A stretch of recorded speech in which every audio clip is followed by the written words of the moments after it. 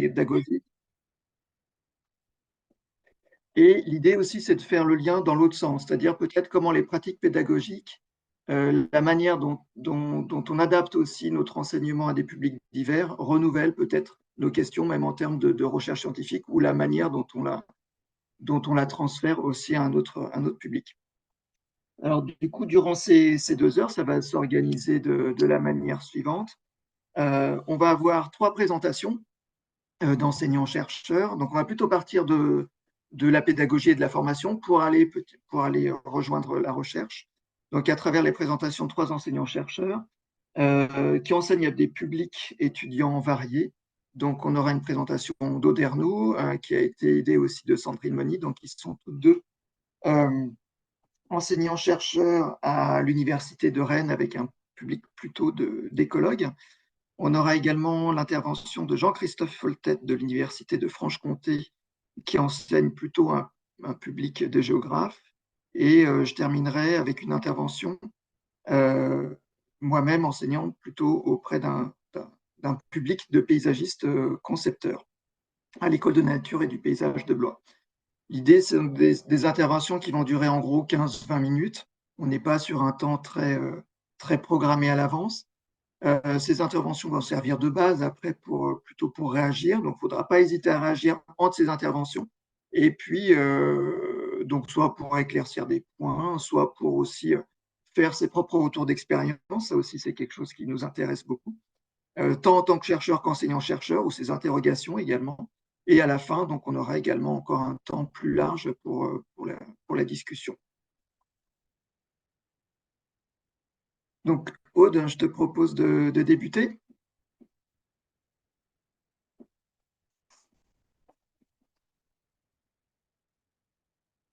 Je suis désolée, j'avais perdu ma souris. Alors, hop, et je vais partager mon écran. C'est lui, partager, et je vais mettre en... Attendez. Hop. Ah non, vous voyez la présentation, alors il faut que je change le partage. Attendez. C'est bon là? Oui, très bien. Ok. Alors oui, moi, nous, on a préparé avec Sandrine une petite présentation sur ce qu'on fait à l'Université de Rennes, donc en écologie des paysages. Alors, j'ai répondu à tes petites questions que tu nous avais envoyées.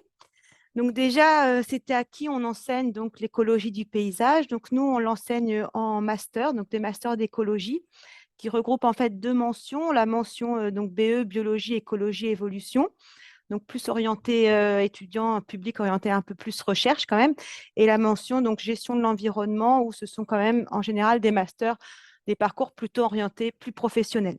Et ça fait environ donc 120 étudiants. Alors, ensuite, donc, comment ça se décline? On l'enseigne, donc on a une UE spécifique en M1, donc de 50 heures, qui est vraiment dédiée à l'écologie du paysage. Et pour certains parcours, c'est une UE qui est optionnelle, et pour d'autres, elle est obligatoire. Et cette UE, donc, elle regroupe en gros tous les ans entre 50 et 60-65 étudiants. Et on a aussi donc une UE plus petite en M2, aussi orientée, mais là, plus gestion des paysages, donc vraiment pour un public plus appliqué, des parcours plus appliqués. C'est une UE qui est obligatoire, donc ce ne sont pas les mêmes étudiants qui la suivent. Et en gros, ça fait une quarantaine d'étudiants qui la suivent. Et puis ensuite, l'écologie du paysage, elle est aussi, vraiment enseigner de manière plus diffuse dans des différents cas d'études et dans d'autres UE comme écologie pour le gestionnaire, nous on a gestion des territoires, projet en écologie, où on retrouve en master en fait ces concepts de l'écologie du paysage. Et donc, en gros, pour nous, en fait, en gros, nos M1 et M2 d'écologie peuvent tous être initiés à l'écologie du paysage, soit de manière obligatoire, soit parce que c'est des options et c'est des choix où ils veulent plutôt s'orienter par la suite. Voilà, alors les principales thématiques qu'on enseigne, donc là, ça change un peu parce que justement, comme on est en renouvellement de maquette, on est en train de réfléchir à la nouvelle maquette là, qui va se mettre en place en janvier pour nous. Alors, ce qui se passe donc, dans tout ce qui est cours magistraux, donc ce que l'on leur en présente, donc là, c'est en M1 surtout. Oh non, aussi en M2 en fait. C'est vraiment donc déjà tous les différents concepts de l'écologie du paysage. On leur présente aussi donc à partir de là les débats actuels hein, autour de la notion de fragmentation, d'hétérogénéité, pour leur montrer bah, en fait que c'est pas si simple que ça et que actuellement encore donc il y a des questions. Enfin, les chercheurs se questionnent sur bah, l'impact de la structure hein, des paysages, cette notion de fragmentation sur la biodiversité, enfin, de manière assez générale. On a aussi des cours qui sont plutôt donc liés à la notion de connectivité, donc les concepts derrière, et puis d'une manière plus appliquée sur la notion donc de trame verte et bleue. On a une thématique aussi sur tout ce qui est services écosystémiques et paysages. On a un collègue qui enseigne donc la génétique du paysage. Enfin, il y a une partie plus paysage lié à l'eau, hein, avec paysage donc et fonctionnement hydrologique et qualité de l'eau. Alors, un cours qu'on va développer, bah là, ce sera Sandrine qui va nous développer un cours donc, sur les paysages en interaction avec les interactions biotiques. Donc, ça, c'est des choses qu'on veut aussi développer actuellement, qui sont pas enseignées, enfin, qui n'étaient pas enseignées jusqu'à l'heure actuelle. Et puis aussi, essayer d'ouvrir hein, la notion de paysage avec les paysages sonores, les trames noires, etc. Et là encore, ça va être des nouveaux, enfin, des nouvelles thématiques. Jusqu'à maintenant, on n'en parlait vraiment que très succinctement et on aimerait bien développer un petit peu tout ça. Et ce qu'il faut savoir, c'est que là, on peut quand même, dans nos yeux, rentrer quand même assez rapidement dans l'écologie du paysage parce que tous les concepts hein, de métapop, de métacommunauté, de la notion de dispersion, l'écologie spatiale, en fait, tous ces concepts sont déjà enseignés dans d'autres UE. Donc, en fait, on reprend ces différents concepts et on les adapte, enfin, on les utilise pour l'écologie des paysages. Ce qui nous laisse quand même pas mal de temps enfin, pour faire des choses assez poussées quand même. Alors, pour les méthodes pédagogiques, alors j'ai mis une nouvelle entre guillemets parce qu'elles ne sont pas si nouvelles que ça. Donc, on fait bien sûr des TD et des TP bah, plus classiques. Et ce qu'on a mis aussi en place, donc, c'est les classes inversées. Et là, l'idée, hein, ce serait donc, enfin, on l'a déjà mis en place pour la dernière maquette, c'est de proposer aux étudiants donc de travailler sur des controverses actuelles en écologie du paysage. Et donc, ce que l'on fait, c'est qu'on leur sélectionne un pool d'articles sur un sujet précis. Et ensuite, donc, les étudiants, ils doivent en faire la synthèse, faire une petite présentation orale auprès de leurs collègues hein, pour présenter ces différents questionnements et c'est intégré dans les connaissances qu'ils doivent avoir à la fin, qui sont évaluées à la fin de l'UE. Et là, donc là, la réflexion qu'on a actuellement, c'est de se dire, bah, à partir des cours qu'on leur fournit, c'est que chacun choisisse une thématique qui les intéresse pour aller plus loin et qui nous présente un petit peu un peu tout ça. Donc ça, c'est ce qu'on a mis aussi en place. Et puis aussi, on a mis en place un jeu sérieux, un serious game, qui est un outil donc d'aide à la concertation qui a été développé par des chercheurs. Hein, il s'appelle New District. Et puis, donc, c'est comment hein, prendre en compte la biodiversité dans l'aménagement et comment mettre en place la concertation autour de cette thématique. Et là, en fait, les étudiants, donc c'est un jeu en réseau, ils sont divisés en différents groupes et ils représentent, bah, comme vous pouvez le voir, différents acteurs, en fait, soit bah, les maires, les agriculteurs, les forestiers, l'écologue, et ils ont un sujet commun. Chaque petit groupe prend des décisions et ils se rendent compte comme ça comment leurs décisions impactent les autres acteurs, etc., pour essayer, in fine, de trouver une décision commune, acceptable partout, en fonction donc de l'objectif fourni. Donc ça, c'est ce que l'on a déjà développé et qui fonctionne plutôt pas mal. Au niveau donc de la méthodologie enseignée, alors là, l'idée, en fait, ce sont des TP en général donc sur ordinateur. Et puis, c'était de leur proposer en fait des méthodologies qui soient applicables hein, pour les futurs aménageurs. Et donc, qu'est-ce que l'on a fait? En fait, on a lu pas mal hein, de rapports de bureaux d'études et autres sur les thématiques enseignées, donc sur les notions principalement de trames vertes, hein, comment caractériser les trames ou comment sont caractérisées les trames dans les rapports que l'on peut trouver sur Internet. Pareil aussi pour le diagnostic paysager. Et là, donc, on a développé, enfin, on leur propose des méthodes qu'on a montées nous-mêmes ou qu'on réutilise hein, pour leur dire, bah, voilà des méthodes qui peuvent être améliorables. Et donc, par exemple, pour la connectivité, on leur propose 4-5 méthodes, hein, de la plus simple avec juste la méthode de dilatation-érosion jusqu'à GraphAB hein, qu'on propose aussi. Et ils ont 3-4 méthodes comme ça. Et ils voient donc l'intérêt en fait, de toutes ces méthodes et comment elles sont compatibles. Et on a refait pareil hein, pour les diagnostics paysagers, où là aussi, on a développé des méthodes que l'on propose en leur disant bien sûr qu'elles sont améliorables et que bah, c'est juste une base hein, pour eux pour plus tard. Et donc tous les logiciels qu'on utilise, bah, c'est Fracstat, Chloé, Biodispersol, Grafab et puis bah, bien sûr QGIS en base. Alors pour ces méthodes-là, moi, la limite que je vois dans nos enseignements, c'est que malgré tout, on n'a pas énormément d'heures. Et donc, c'est des TP de 4 heures. Et donc, surtout pour les méthodes, donc tout ce qui est continuité et Trambert, ce que l'on revoit quand les étudiants nous le font en rapport, principalement en M2, c'est que c'est quand même, ça va assez vite et ils ne maîtrisent pas très bien toutes les limites et les problèmes que peuvent avoir ces méthodes. Et donc, souvent, quand même, ils nous proposent des choses qui soient assez inexactes. Et ça me pose question parce qu'on leur donne beaucoup de choses, mais ce n'est pas évident pour eux de les réutiliser et on n'a pas le temps de leur montrer bah, toutes les subtilités et sur quoi il faut faire attention, enfin, plus précisément. Et donc ça, avec un autre collègue, on s'était dit peut-être qu'à terme, on aimerait bien faire des guides techniques pour essayer de leur montrer un peu bah, enfin, sur quoi il faut vraiment faire attention, hein, ces notions d'échelle, d'individu, etc. Voilà, et puis donc là, c'était appliqué. Et puis on a aussi dans ses yeux une partie pas plus vraiment projet de recherche que l'on applique à l'écologie du paysage. Et là, bah, on a mis en place, hein, on leur propose une question de recherche hein, qui pourrait être très bien, bon, bah, bien sûr simplifiée, mais nos questions de recherche. Ils ont une sortie terrain d'une journée où ils vont sur la zone atelier armorique, donc dans notre zone de recherche, où ils mettent en place hein, des relevés. Donc là, c'est plutôt une méthode en lien entre structure du paysage et la vie-faune et aussi la mésofaune, donc des haies. Et puis après, de manière assez classique, ils ont un TP pour analyser les données. Donc là, vraiment, et ils nous rendent c'est un article scientifique, enfin simplifié bien sûr, et que l'on évalue. Voilà, moi, ce que j'avais préparé pour vous, pour faire une petite synthèse de nous, ce que l'on propose à Rennes. Merci Aude. Alors, est-ce qu'il y a des Attendez, je questions, peux des peut-être commentaires? hop, m'échapper de arrêter le partage. Ouais, Voilà, ça sera tac. plus. Très bien, Mm. on te voit bien. Audrey, tu avais une question. Oui, merci Odin pour cette présentation qui balaye bien ce que vous pouvez faire à Ouais. Rennes, je pense.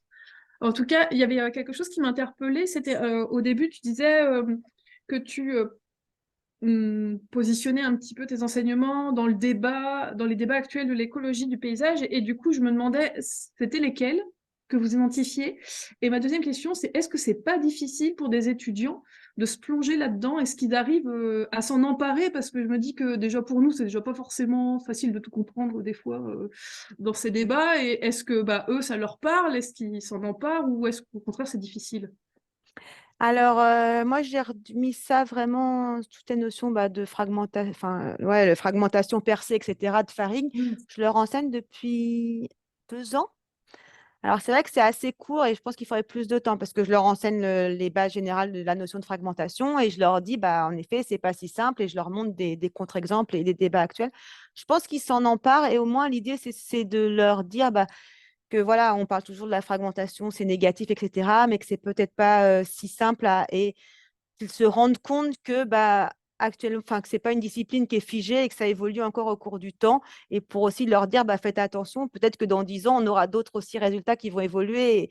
Mais après, je pense que, bon, il faut être honnête, ça passe au milieu de plein d'autres cours, donc je suis pas sûre qu'ils s'en emparent vraiment.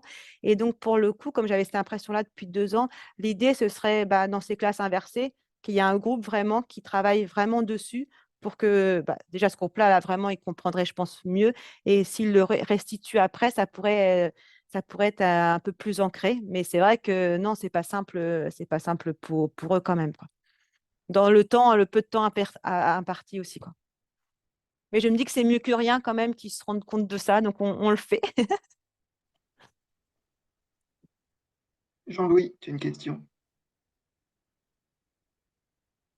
Vous m'entendez? Voilà. Vous m'entendez? Non, pas très. Vous m'entendez pas? Ah, Très faiblement, en fait. Ouais. Ouais, en parlant plus fort, ça Ah, devrait aller, je pense, en parlant alors, je fort. vais hurler. Non, mais c'était juste. Non, là, vous m'entendez si je hurle? oui. Oui, OK. Euh, Non, c'est à propos de fragmentation, mais c'est juste, je viens de voir passer peut-être que tu l'as vu, un papier de Fletcher qui s'adresse, donc Addressing the Problem of Scale that Emergence with Habitat Fragmentation, qui vient de sortir dans Global Ecology and Biology. Alors, je l'ai vu en diagonale, parce que Fletcher a aussi commis un papier assez agressif vis-à-vis d'un autre papier de Lénore auquel on avait réagi. Donc ça m'a un petit peu refroidi, mais apparemment là, encore une fois, je ne l'ai pas lu, mais ça me paraît un point intéressant. Je me demande d'ailleurs s'il ne construit pas sur la réponse qu'avait fait Lénore sur cette histoire justement de changer d'échelle. Et voilà, donc c'était juste ça, mais c'est effectivement un sujet qui, je pense, est super intéressant à enseigner. D'autant plus que la notion de fragmentation elle-même est une importation d'une situation nord-américaine. Ouais, c'est ce qu'on leur dit. Ouais. Où on a une histoire récente qu'on peut documenter, alors qu'en Europe, c'est l'hétérogénéité. Donc, j'ai souvent rêvé de faire une enquête auprès des écologues en leur disant que vous inspire le mot fragmentation et de regarder les réponses et ensuite de leur demander d'effacer leur disque dur et de répondre à la question que vous évoque le mot hétérogénéité. Et j'ai un peu l'impression que les mêmes personnes diraient « Ah, c'est très mauvais » et les autres, dans la première question, et répondraient « Ah, c'est super » dans la deuxième question, alors qu'on parle du même paysage, quoi. Donc là, je crois qu'il y a un enjeu. Moi, j'espérais un jour passer plus de temps dessus, mais je ne sais pas, je pense que je manquerai de temps. Mais en tout cas, je trouve que c'est un enjeu super justement de discuter de cette notion d'hétérogénéité qui finalement s'adresse à l'ensemble du paysage, alors que la fragmentation s'intéresse à un compartiment. Enfin, tout ça, vous le savez. Donc, désolé pour cette intervention un peu longue, mais il y a ce papier qui me semble un peu. Je l'ai pas, encore une fois, je ne l'ai pas lu dans le détail, donc il est Alors, peut-être moi, moins prometteur que ce qui. je crois que je l'ai vu passer, mais je ne l'ai pas encore lu parce que moi, je suis Voilà. noyée sous les enseignements et donc mes cours sont qu'en janvier, février, donc je remettrai à jour, mais je l'avais vu passer, je l'ai stocké en fait, mais je ne l'ai pas regardé. Ce sera intéressant un peu voir si en tant que aussi du point de vue du fonctionnement de la science, si les auteurs qui étaient assez Oui, en plus, oui. je dirais à un moment donné, ont quand même tiré profit de ces échanges qui ont eu lieu pour développer leur réflexion dans un sens. Voilà. Mais c'est vrai que la notion d'échelle pour les étudiants, on essaie de la formuler, mais ce n'est pas évident qu'ils comprennent cette notion d'échelle, de l'habitat, paysage, quand c'est surtout que nous, c'est le cours d'intro, donc il faudra avoir plus de temps ou reprendre ça, mais on ne les suit pas obligatoirement. Mais ce que je me demande, c'est s'il n'y a pas aussi un petit élément qui serait, OK, il y a eu une controverse, pas forcément toujours très policée, mais de voir si quand même cette controverse pas trop policée a amené des gens qui étaient assez négatifs finalement à avoir une approche qui construisait sur les échanges qu'ils ont eus. Enfin, un peu d'un point de vue fonctionnement de la science. Je ne sais pas si c'est le cas, mais je trouve que ce serait intéressant à. Voilà. Oui. Ouais, on ne l'aborde pas comme ça, par contre. Nous, on leur dit qu'il y a des controverses et voilà pour l'instant. Ce qui était dit, ce qui est intéressant, c'est effectivement comment on passe en fait d'un collectif de scientifiques et quel discours aussi on transmet à un autre collectif, peut-être plus de praticiens. Nadia? Oui, rebondir sur la question d'Audrey sur quelle thématique controverse. Moi, j'enseigne aussi un module biologie du paysage, alors plus petit que ce qui se fait à Rennes, moi c'est 30 heures, et une session aussi de classe inversée sur une thématique qu'on pourrait dire compte sur un thème ou un objet qui est fascinant, qui a l'air à la première fragmentation, ça paraît évident, et en fait, Nadia, on il y a plein de t'entend choses. pas, ça coupe. Et c'est eux. Ton son est fragmenté, Nadia. Ouais. Je coupe ma caméra pour essayer de gagner du flux. Ah, c'est mieux là. C'est mieux. C'est mieux. Donc moi, j'ai un que je fais. Ça va mieux le son? Non. C'est c'est pas parfait. Vas-y. Ça sera mieux. Donc l'idée, c'est de travailler sur une notion controverse entre guillemets qui est corridor. Donc c'était pas fragmentation, c'était corridor. Et en fait, c'est les étudiants qui s'approprient les articles où le corridor a des formes très différentes ou des fonctions très différentes pour essayer de leur montrer en fait la complexité de certains concepts en écologie du paysage. Donc là, c'est fait parfois avec la fragmentation, comme le disait Aude. Moi, je l'aborde avec les corridors. Mais voilà, dans l'idée, c'est leur montrer vraiment la complexité des concepts qui, de base, ont l'air très simples et qui ne le sont pas, en fait. J'espère que vous avez un peu suivi mon raisonnement. Ouais, nous aussi, on fait aussi dans une des contrées, c'est les corridors et c'est assez intéressant. Enfin, quoi, on rééchange et Nadia, on s'envoie nos cours. Mm, mm. Et justement, ce qui n'est pas évident, on en reparlera sans doute plusieurs fois, mais c'est comment on passe d'une complexité à quand même donner des outils un peu facilement appréhensibles, enfin appréhendables pour des non-chercheurs, quoi. Mm. Est-ce qu'il y a d'autres questions ou témoignages? Hervé. Ah oui, Hervé. Oui, Hervé, puis Brice. Brice avait levé la main avant moi si tu veux y Pardon, aller. eh ben Brice. Ok. Non, c'est juste une petite question sur le Serious Game qui a été évoqué, la New District. J'ai noté le nom.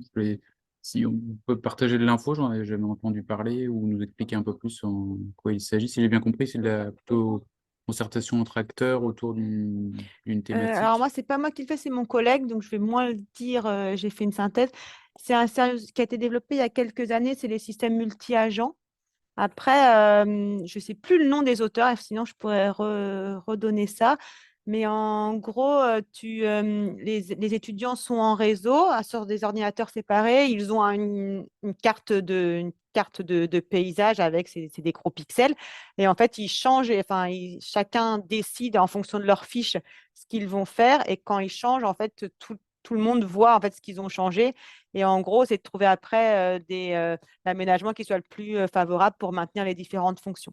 Mais je ne pourrais pas en dire plus parce que c'est plus, enfin, je ne le fais pas en fait ce TP-là en tant que tel. Ouais, bah, je veux bien un peu d'infos si c'est possible. Parce que, comme disait Marc, comme ça on cherche en vite fait, j'ai pas trouvé Non, il de faut que je lien. demande aux collègues, je ne le trouve Ok, pas non plus comme ça et il faut que je leur demande, oui. merci. Hervé? Oui, c'était pour rebondir. C'est vrai que c'est.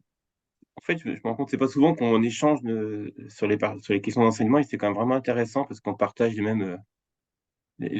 mêmes questions, on essaie de mettre des choses en place, tout ça. Et je partageais en particulier la question de euh, comment, euh, comment partager les débats scientifiques et notamment avec la transposition après en trame verte et bleue. Enfin, vous le savez tous, mais c'est vrai que moi, c'est comme ça que je le formulerai, on se trouve vite un peu entre deux tendances. Pour les personnes qui ne sont pas écologues, c'est soit les trames vertes et bleues, c'est pas facile, on a des patates, on fait des traits entre, et puis on le fait pour plein d'autres choses, et tout le monde le fait très bien, il n'y a aucun souci. Ou on commence à rentrer dans le fait que ce soit compliqué, qu'un corridor peut être une barrière, enfin toutes ces choses-là. Et là, du coup, on peut vite aussi avoir pour un public qui n'est pas, contrairement à vous, Aude, pour nous, un public qui n'est pas spécifiquement, qui ne met pas vraiment l'écologie au cœur, enfin, qui inclut de l'écologie, mais pour qui c'est pas l'étiquette principale du diplôme, peut se dire, ah bah du coup, si c'est compliqué, on laisse un peu tomber. Et c'est un petit peu la question de comment trouver un petit peu l'entre-deux, entre d'une part d'avoir des recettes qu'on peut appliquer les yeux fermés, et puis le fait de devoir réfléchir. Et c'est vrai que c'est une difficulté à laquelle on est, mais moi je trouve que c'est important de pouvoir échanger, enfin partager aussi avec les étudiants le débat, mais c'est la question à quel moment ça se fait. Euh, deux questions juste par rapport à ça. Tu disais par rapport ça peut passer par les outils, comme tu évoquais là.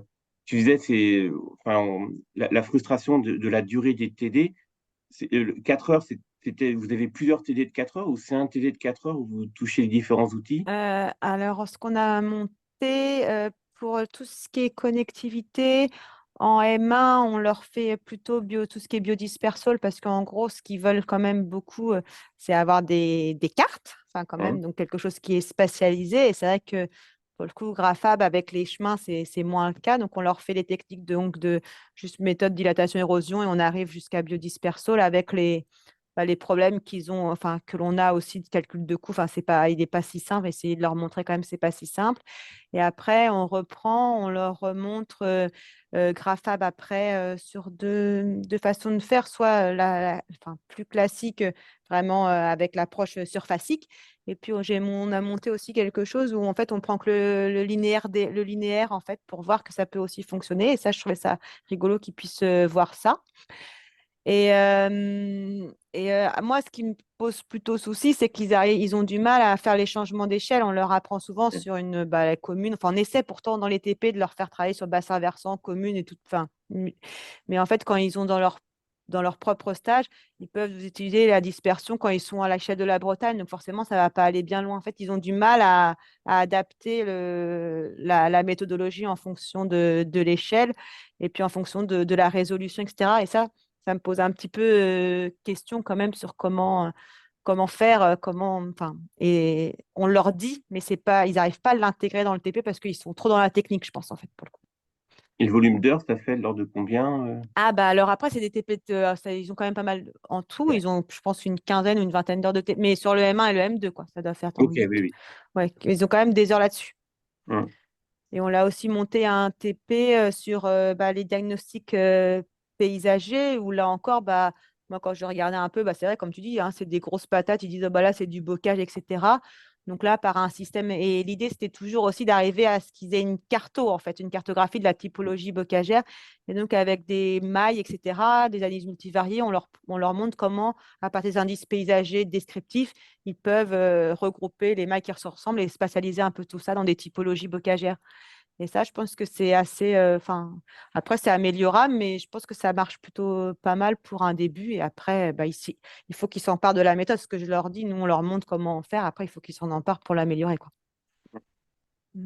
Et l'autre question, c'est que tu as présenté ça, c'est surtout pour le M, et tu dis que ça s'appuyait sur des questions de métapop ou d'autres choses que vous aviez vues en L. Et c'est aussi une question que j'ai un petit peu sur la manière d'aborder l'écologie du paysage dans le cadre d'un enseignement en écologie.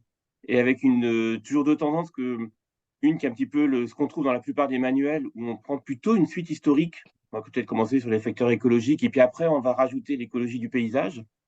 Et est-ce qu'on ne peut pas aussi l'inverser? Il y avait un bouquin de Dobson qui commençait sur un bouquin général en écologie, qui commence par l'écologie du paysage, et puis après, peut aller sur des questions de démographie, écologie factorielle ou des choses comme ça. Et c'est un petit peu cette question-là que j'ai, mais je me suis rendu compte, on en a changé quelques points. C'est pas forcément toujours simple à aborder quand même en L. C'est un petit peu le. En L, je crois qu'ils l'abordent très peu. Enfin, ils abordent l'écologie du paysage sur quelques heures, enfin, parce qu'ils brassent toute l'écologie. Mais vraiment, je pense que ça va être 1 heure ou 2 heures à la fin. Enfin, à la fin, non, je ne sais pas où exactement. Et en master, quand même, comme on a des publics variés, en fait, ils ne viennent pas tous de nos licences, etc. C'est repris dans une UE d'écologie générale où ils revoient tous les concepts de l'écologie, donc métapop, dispersion, etc. Où là, ça a changé cette année. Et après, ils choisissent des UE, soit plutôt écologie stress, soit écologie paysage, soit écologie aquatique. Et là, ils rechoisissent des. Et ça, c'est plutôt, par contre, pour les étudiants plutôt orientés recherche. Les plutôt orientés pro, ils ont tous écologie, ils prennent écologie, c'est obligatoire, l'écologie du paysage. Ok, merci. Marc, tu avais une question? J'avais deux questions. C'était la place des sciences humaines et sociales dans le cursus que tu as indiqué, que je n'ai pas bien perçu. Je vois plusieurs endroits où elles pourraient être, mais je ne sais pas si c'est explicite ou pas, ou s'il y a des intervenants. La deuxième question, c'est la part ou l'importance du terrain et de la mise en situation à l'extérieur. Merci. Alors, pour les sciences sociales, on a un parcours qui est vraiment double compétence écologie, sciences sociales, où c'est le parcours donc, particulier où là, pour le coup, ils suivent tous l'écologie du paysage et plusieurs fois. Donc, c'est eux qui ont presque les plus de compétences là-dedans. Et ils ont après des sociologues, économistes qui interviennent. Et là, les UE sont couplés. On travaille sur les mêmes territoires, soit en écologie, soit en sciences sociales. Donc, ça, eux, ils l'ont complètement. Après, pour les autres formations, ils n'ont pas l'approche sciences sociales. Ça reste écologie, écologie du paysage plus classique. On leur dit bien sûr que c'est important pour les différents acteurs, mais on leur fait pas, il n'y a pas cette place-là encore. Et pour le terrain, eh bien, ils ont une sortie d'une journée quand même sur le terrain. Donc, ça leur fait 6 heures de terrain pour. Alors là, c'est vraiment pour récolter de la donnée, en fait, pour qu'ils puissent analyser ensuite. Et ils ont les cartos déjà là qu'on leur fournit. Et après, bah, ils font, je pense, le travail d'un stage de M1, enfin, question simple forcément, mais de chercheurs.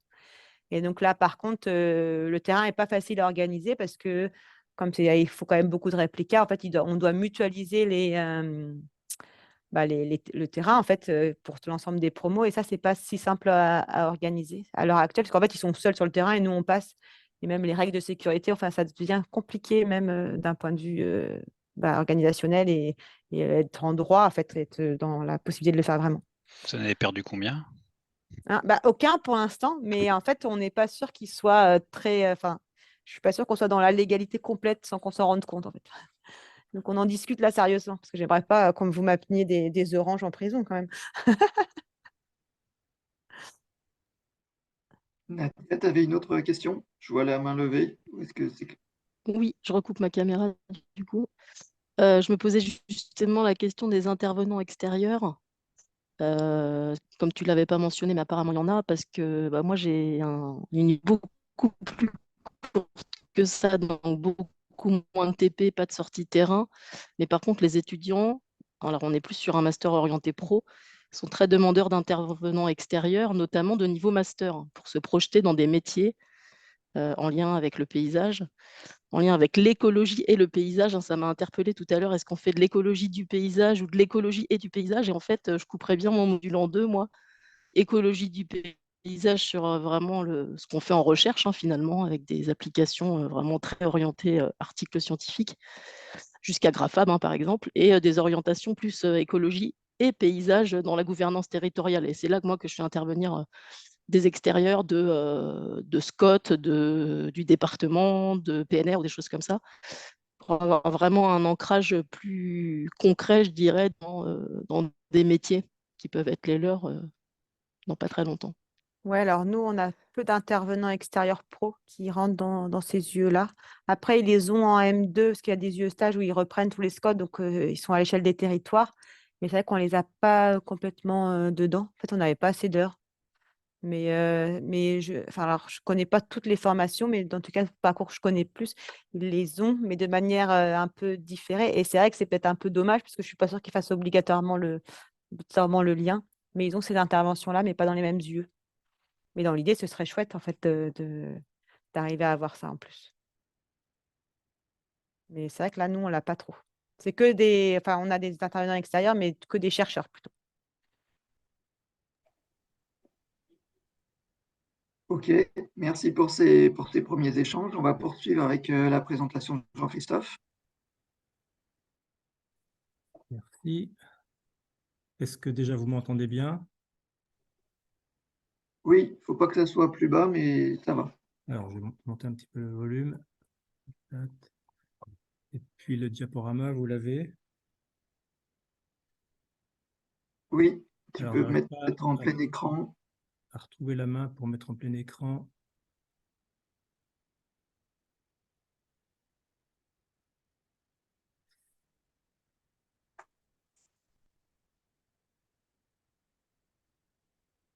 Alors, je ne sais plus comment on fait pour remettre en plein écran quand on a j'ai plus accès au menu.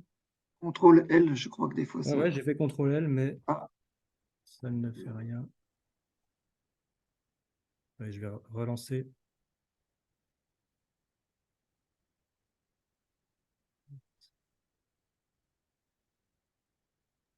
Le mieux, c'est de le mettre déjà en plein écran sur ton écran à toi et de le partager après.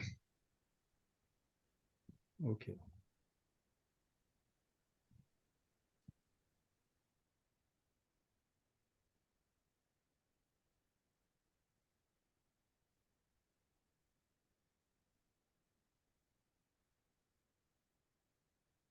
Et non.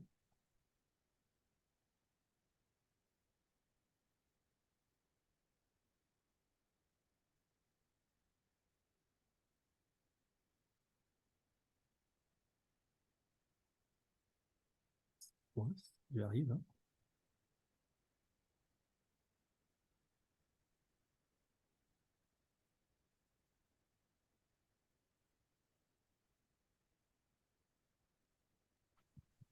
J'en profite pour tester mon son. Vous m'entendez mieux là? Oui, beaucoup Oui, mieux. c'est bien.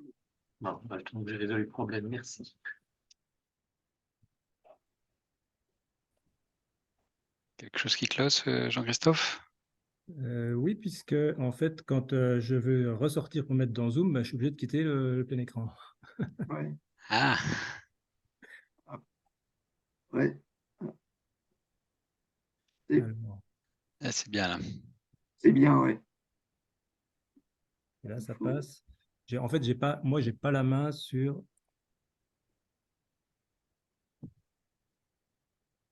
Sur le menu affichage en haut? Ouais. Bon.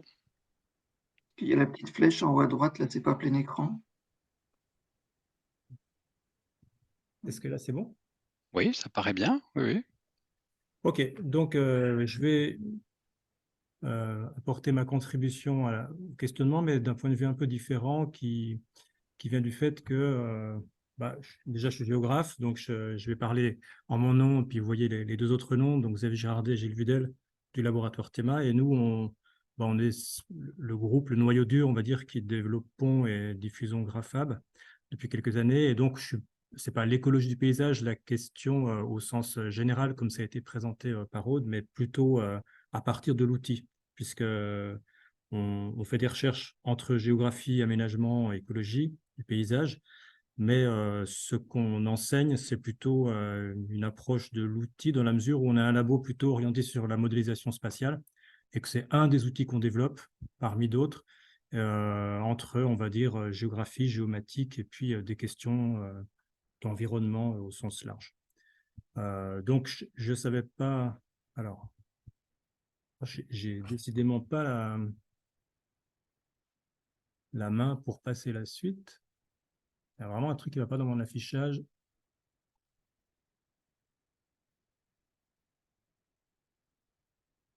Voilà. Donc, je ne savais pas trop le public. J'avais préparé une diapo pour expliquer Grafab, mais je crois que ce n'est pas la peine. Bon, un graphe qui va représenter un réseau d'habitat qu'on relie à des données de présence ou des données d'observation de terrain, etc. Puis dont on se sert pour des questions soit de compréhension, soit d'aide à la décision. Je pense que vous connaissez. Donc, je passe. Ça, c'était aussi pour nous présenter le groupe qui est un peu à l'origine de tout ça. Puis, je vais présenter également un aspect de formation professionnelle. C'était pour dire que on n'est pas qu'un enseignant face à un public, mais un groupe finalement de formateurs éventuellement. Et donc là, vous avez devant vous les personnes qui peuvent intervenir dans ces formations. Alors, on est souvent 3-4 par formation, on n'est pas tous ensemble, mais c'est à géométrie variable. Et le noyau dur, si on peut dire, c'est Gilles Vudel, Xavier Girardet et moi-même. Mais on a d'autres collègues qui nous prêtent main forte pour certaines formations. Voilà, donc il y a deux choses qu'on fait. On fait des formations professionnelles dans le cadre de CNRS Formation Entreprise. Et donc, comme leur nom l'indique, ça s'adresse à un milieu de professionnels et essentiellement des gens intéressés par des questions de connectivité qui viennent nous voir. J'en parlerai un peu plus tard.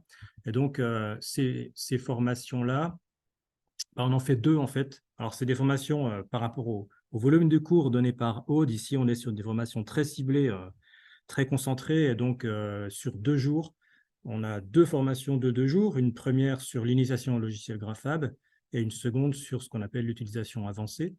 Donc, au total, c'est vraiment très, très limité en volume. C'est 2 fois 12 heures finalement par formation. Et puis, c'est un petit public au sens où c'est des promotions d'une quinzaine de personnes au maximum. En principe, on limite à 12 et on va jusqu'à 15 quand ça dépasse. Et puis, vous voyez ici l'origine des structures professionnelles des participants.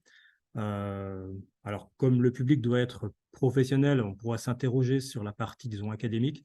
Alors, ce qu'il faut savoir, c'est que la partie académique, ici, ce sont des collègues qui viennent essentiellement de structures à vocation un peu mixte, je dirais, et notamment certains services du Muséum national d'histoire naturelle ou des établissements comme l'IRSTEA, enfin le INRAE, mais ex-IRSTEA. Voilà, mais en tout cas, vous voyez là, un public qui vient à la fois on va dire, du milieu naturaliste, les associations, les bureaux d'études, bien sûr, ou les services recherche de grandes entreprises, et puis les chargés de recherche TBB, par exemple, des collectivités territoriales ou bien de grands établissements publics. Alors, on a un autre public pour presque la même formation. C'est-à-dire que nous, on a des étudiants de géographie à qui on ne va pas enseigner l'écologie, hein, ça, ce n'est pas la question, mais parmi les outils auxquels on les forme, bah, y a GraphHub, avec une espèce d'initiation, si on peut dire, à l'écologie du paysage. Donc, c'est à peu près le même volume. Et là, c'est dans le cadre du master géographie, aménagement, environnement, développement, et c'est surtout le parcours aide à la décision en aménagement urbain et régional. Donc, ce parcours qui s'appellera Agathe au prochain contrat. Et là, on a affaire à, c'est pareil, des toutes petites promos. On va dire, ça peut aller jusqu'à 20 étudiants, mais c'est rare, on est souvent entre 10 et 15. Et puis, la plupart ont un background plutôt de géographie. Voilà.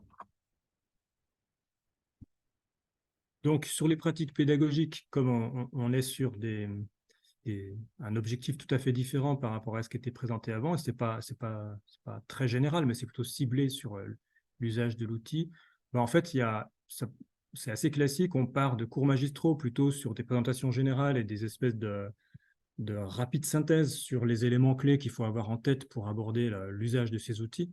Et donc, c'est les concepts clés, l'écologie du paysage, en plus dit par des gens qui ne sont pas des écologues. Bon, c'est vraiment, c'est du rapide, mais c'est les grandes notions, et puis un rapide historique aussi des politiques environnementales.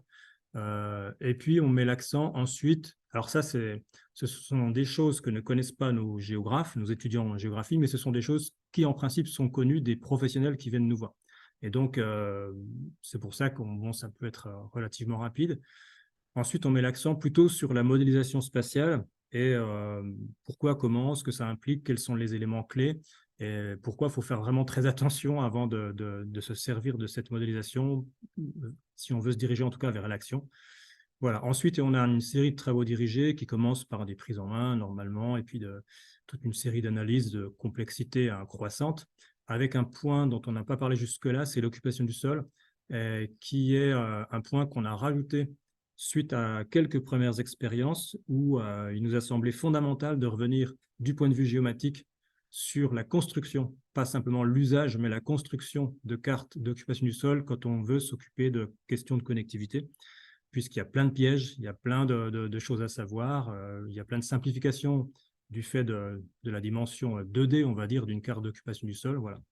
Puis ensuite, on a les classiques de l'usage des outils de connectivité comme GraphHub pour hiérarchiser, faire une analyse diachronique de réseaux d'habitat et puis un cas d'étude de restauration d'habitat. Et puis, pour la formation avancée, donc seulement pour les professionnels, eh bien, ici, on ambitionne plutôt de faire le lien avec les données biologiques de terrain. Donc, c'est un truc un peu plus pointu qu'on ne fait pas aux étudiants de géo, où déjà, on commence par, de manière générale, présenter un certain nombre de types de données biologiques et de quelles sont les stratégies qu'on peut avoir pour les coupler avec le modèle. Et puis, on fait un petit point spécifique de landscape génétique, si on peut dire, voir quand on a des données génétiques, qu'est-ce qu'on peut en faire également. Et les travaux dirigés, voilà, ça du classique, hein, il n'y a rien d'original du point de vue pédagogique, mais c'est montrer comment on fait un couplage avec des données de terrain a posteriori, c'est-à-dire une fois qu'on a fait le modèle sur la donnée géographique, comment on couple les données après coup, comment on peut les coupler a priori en amont du modèle, comment on peut les intégrer finalement dans le modèle via un modèle de distribution d'espèces. Voilà. Et puis on vient sur des choses plus techniques d'un point de vue modélisation, ou notamment par l'exploitation de GraphHub en ligne de commande, qui ouvre à plein de possibilités qu'on ne voit pas dans l'interface graphique et qui sont un peu plus rugueuses, puisqu'il faut apprendre la syntaxe, disons, des lignes de commande, mais ça permet plein de choses qui vont beaucoup plus loin que ce qu'on voit juste dans le menu. Et puis, on essaie d'aborder les questions un peu intégratrices, je dirais, qu'on se pose souvent quand on aborde des questions de trame verte et bleue, multi-espèces, multi-niveaux, et aussi les emboîtements de graphes si on veut considérer simultanément l'échelle des déplacements quotidiens, le foraging, et puis l'échelle de la dispersion juvénile, par exemple, dans les réseaux. Voilà, alors le retour d'expérience que je peux faire, c'est que déjà pour les étudiants de master, la dimension géomatique, heureusement, est maîtrisée par nos étudiants de géographie. Ce serait quand même ballot que ce ne soit pas le cas. Et Et puis, dans certains cas, les étudiants à qui ça plaît, finalement, même s'ils sont géographes, se lancent dans des stages de master orientés sur ces questions-là. Et on a pu constater que, comme il y a quand même une demande au niveau professionnel, c'est souvent un point fort dans leur CV. Et donc, c'est quelque chose qui est assez valorisé, finalement, même si ces gens-là n'ont pas fait une licence de biologie-écologie. Ensuite, les difficultés qu'on a observées, c'est que nos étudiants de géo, on leur balance en quelques heures un espèce de synthèse plus ou moins digeste de tout ce qu'il faut pour comprendre ces questions de connectivité et de réseau d'habitat. Faut bien avouer que c'est un petit peu difficile à encaisser, plus tous les aspects méthodologiques, techniques, tout ça en 18 heures sur 2 semaines, sachant qu'ils ont d'autres cours sur les aspects du paysage, justement, dans sa dimension visible, et des aménités paysagères qu'ils ont en parallèle. Donc, c'est vrai que ça fait beaucoup de choses en 2 semaines. Ils sortent un petit peu abasourdis. Donc, voilà, c'est ce que je retiens de manière très, très globale. Pour les professionnels, déjà, le retour est plus facilement positif parce que les professionnels, ils sont venus spécifiquement chercher la formation. Donc, ce n'est pas comme les étudiants qui voient ça un peu en plus dans leur parcours, mais voilà, en plus du reste, si je puis dire. Les professionnels, ils viennent pour chercher la formation GraphHub, donc ils sont en priori très contents, d'autant plus on voit bien qu'ils font la formation initiation et très souvent, ils enchaînent quelques mois plus tard sur la formation avancée. Ils apprécient qu'on soit plusieurs formateurs simultanés, et ça, on ne peut pas le faire quand on est prof de fac face à des étudiants. Et ça, c'est un gros plus qu'on a remarqué, c'est-à-dire que nous, on est 3-4 en même temps dans la salle, et il y a une personne qui est l'animateur principal, les autres suivent et se permettent d'intervenir pour faire des compléments. Et ça, il y a un peu en milieu universitaire, ce n'est pas possible. Et en fait, on a vu l'avantage de ça, et notamment quand on a Gilles Videl, qui est le développeur de l'outil, par exemple, on a quelqu'un qui est plutôt spécialisé dans les aspects plus théoriques ou tel type d'approche, un autre collègue qui connaît mieux telle ou telle chose, et ce côté simultané est vraiment très intéressant, je trouve, d'un point de vue pédagogique. Puis ça enlève du côté un peu, la distance qu'il peut y avoir avec l'enseignant ou le formateur. À partir du moment où ils voient qu'ils ont affaire à une équipe qui se permet d'interagir comme ça de manière spontanée, ça fait une relation entre les participants et les formateurs très, très libre et très facile. Donc voilà, ils apprécient le retour qu'ils nous donnent, parce qu'ils remplissent des questionnaires pour CNRS Formation Entreprise. Ils apprécient bien qu'on englobe vraiment le problème depuis les aspects théoriques jusqu'aux aspects vraiment les plus informatiques et les plus techniques. Et puis, on les fait intervenir sur leur cas d'étude dans la formation avancée, où ils présentent ce qu'ils ont fait avec GraphHub pendant les quelques mois entre la formation initiation et la formation avancée. Donc ça, c'est un point qu'ils apprécient et qui nous permet de discuter de choses qui les concernent directement. Et puis, les difficultés qu'on a trouvées, j'en terminerai par là, 2 jours, c'est trop rapide. Et ça, ils nous l'ont dit depuis le départ. Et tout au départ, on avait fait une seule formation qu'on a déclinée en 2. Donc, on a déjà doublé le temps. Donc, ça fait 2 fois 2 jours. Et ça reste trop rapide. Simplement, ce n'est pas notre métier non plus de faire ça. Et donc, nous, on peut pas non plus. On pourrait passer à 3 jours, mais ce serait plus cher. À 4 jours éventuellement. Mais voilà, ce serait un peu plus compliqué. Et puis, on constate que d'un point de vue pédagogique, ils ne travaillent pas assez en autonomie. C'est-à-dire, c'est du TD un peu, j'ai envie de dire, presse-bouton. C'est-à-dire que il y a tellement de choses à apprendre qu'on ne peut pas les laisser avec un problème raisonner par eux-mêmes en autonomie. Il faudrait justement un jour de plus pour arriver à le faire. On a constaté qu'il y avait, durant les années, il y a une amélioration de la maîtrise du SIG par des gens qui sont essentiellement des gens qui viennent de biologie et écologie dans les formations, mais ils ne maîtrisent pas toujours bien le raster. Le raster, ça reste, l'analyse raster, ça reste un truc un peu pas maîtrisé. Pas assez, disons. Et puis, par rapport à ce qui a été dit tout à l'heure sur les questions de corridor, fragmentation, connectivité, sur ces termes clés qui sont finalement pas faciles à définir, je dirais que je partage déjà le fait que ce soit important d'en parler, mais je note qu'il y a aussi pas mal de confusions qui viennent de la transposition de tout ça dans le monde professionnel, par exemple à travers les trames vertes et bleues. Et donc, qu'est-ce que c'est qu'une trame, une sous-trame? Pourquoi on a pris ce terme? Qu'est-ce qu'une continuité? Des fois, il y a des gens qui, manifestement, ne sont pas passés par des formations d'écologie et biologie et qui sont chargés de mission trame verte et bleue et qui pensent que le vocabulaire TVB, c'est le vocabulaire scientifique. Et donc, ils nous disent, mais pourquoi vous nous parlez de ça, ça, ça, alors que c'est le vocabulaire de l'écologie du paysage, quoi. Et c'est assez... donc, ça rejoint ce qui a été dit tout à l'heure, au sens où bon, les mises au point de concepts et de vocabulaire sont quand même les fondamentaux de toute formation. Je pense qu'il faut faire très attention. Et on ne peut pas effectivement leur balancer non plus tous les débats possibles dans le monde scientifique. Enfin, il faut trouver le bon compromis, je pense, entre être assez précis dans le vocabulaire, mais ne pas les embarquer dans toutes les controverses ou les hésitations ou les flous qu'il peut y avoir, parce qu'il y en a beaucoup dans le milieu scientifique. Donc, il ne faut pas non plus trop compliquer. Voilà. Et pour finir, puisque je parle de modélisation, je pense que un des points qui est vraiment à améliorer, à discuter, c'est que quand on quantifie des choses, et ça, je pense, ce n'est pas que pour les gens qui sont formés, c'est pour tout le monde. Je pense qu'il y a toujours une facilité des outils à nous conduire à une quantification. On trouve des mesures de ceci, de cela, des indicateurs, des proxys, mais on est un peu plus embêté quand on nous questionne sur qu'est-ce qui est vraiment représenté par ces proxys du point de vue fonctionnel. Et donc, je pense qu'il y aurait beaucoup à gagner à s'interroger sur comment bien les traduire, toutes ces métriques, ou comment aller vers une catégorisation des choses plutôt que tout le temps quantifier.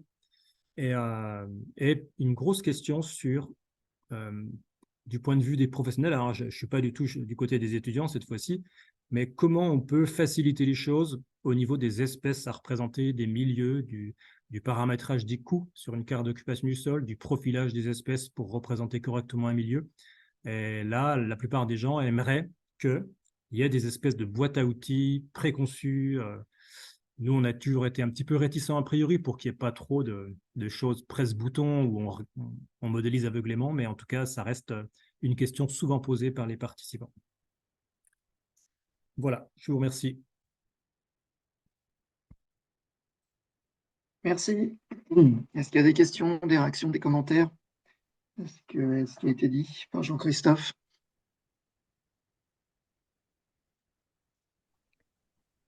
Aude? Ouais, nous, on a exactement les mêmes questions des étudiants, hein. C'est quel coût on met, comment on les met, quelle distance de dispersion on met. Enfin, et ça, c'est super compliqué parce qu'on leur dit, bah, c'est par la biblio, mais la biblio, il y a plein d'espèces où on n'a pas l'information.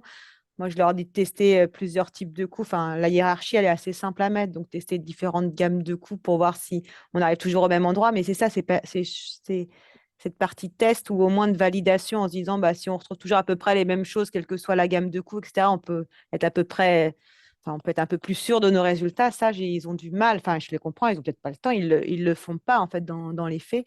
Et c'est vrai, bah, c'est ce que je disais, on arrive après à des cartes qui sont prises pris pour vrai par leurs responsables de stage, etc. Et nous, enfin, on est parfois un petit peu, enfin, on est un peu embêtés quand même parce que ça n'a pas l'air très juste quand même. Et ça, c'est le gros problème en fait quand même que nous, on a avec nos étudiants de M2. Oui, bah, ça rejoint tout ce qui relève des modèles spatiaux qu'on peut faire, même dans d'autres domaines, et où il faut vraiment insister quand on les enseigne, je trouve, sur le côté que c'est pas la vérité. Ouais. Ça a le mérite d'être transparent. On sait comment on arrive là par rapport à une expertise. C'est transparent et systématique, mais ça n'exprime pas quelque chose qui est forcément vrai, valide. Et là, il faut faire d'autres démarches pour aller jusque-là. Mais le problème, c'est que nous, on n'a pas le temps, quand on leur enseigne la méthode, on n'a pas le temps de faire un autre. Enfin, il faudrait enlever autre chose, hein. Leur dire, bah, maintenant, vous faites et vous testez. Enfin, ça, c'est vrai que ça demanderait du temps, en fait. Mais peut-être que c'est ce que moi, je me demande de plus en plus, s'il ne faut pas qu'on fasse ça pour éviter justement l'écueil de choses pas très justes, quoi. Du coup, vous leur donnez rien clé en main, Aude.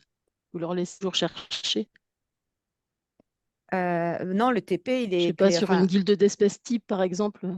Non, bah, en fait, comme on n'a pas trop le temps, sur notre TP, on leur donne des coûts, etc., pour les espèces. Donc, moi, je les appuie avec de la biblio, des choses comme ça, pour quand même les forcer un peu. Mais en fait, non, ils font, quoi. Enfin, ils réappliquent, parce qu'en fait, il faut quand même qu'ils maîtrisent la partie technique, et ça, c'est long. Enfin, ça prend du temps, quoi. Oui, nous, c'est pareil. On ne va pas les laisser mariner à refaire de la biblio en temps réel. Donc, on leur donne des profils déjà construits. Mais on insiste sur le fait que là, il y a une vraie difficulté.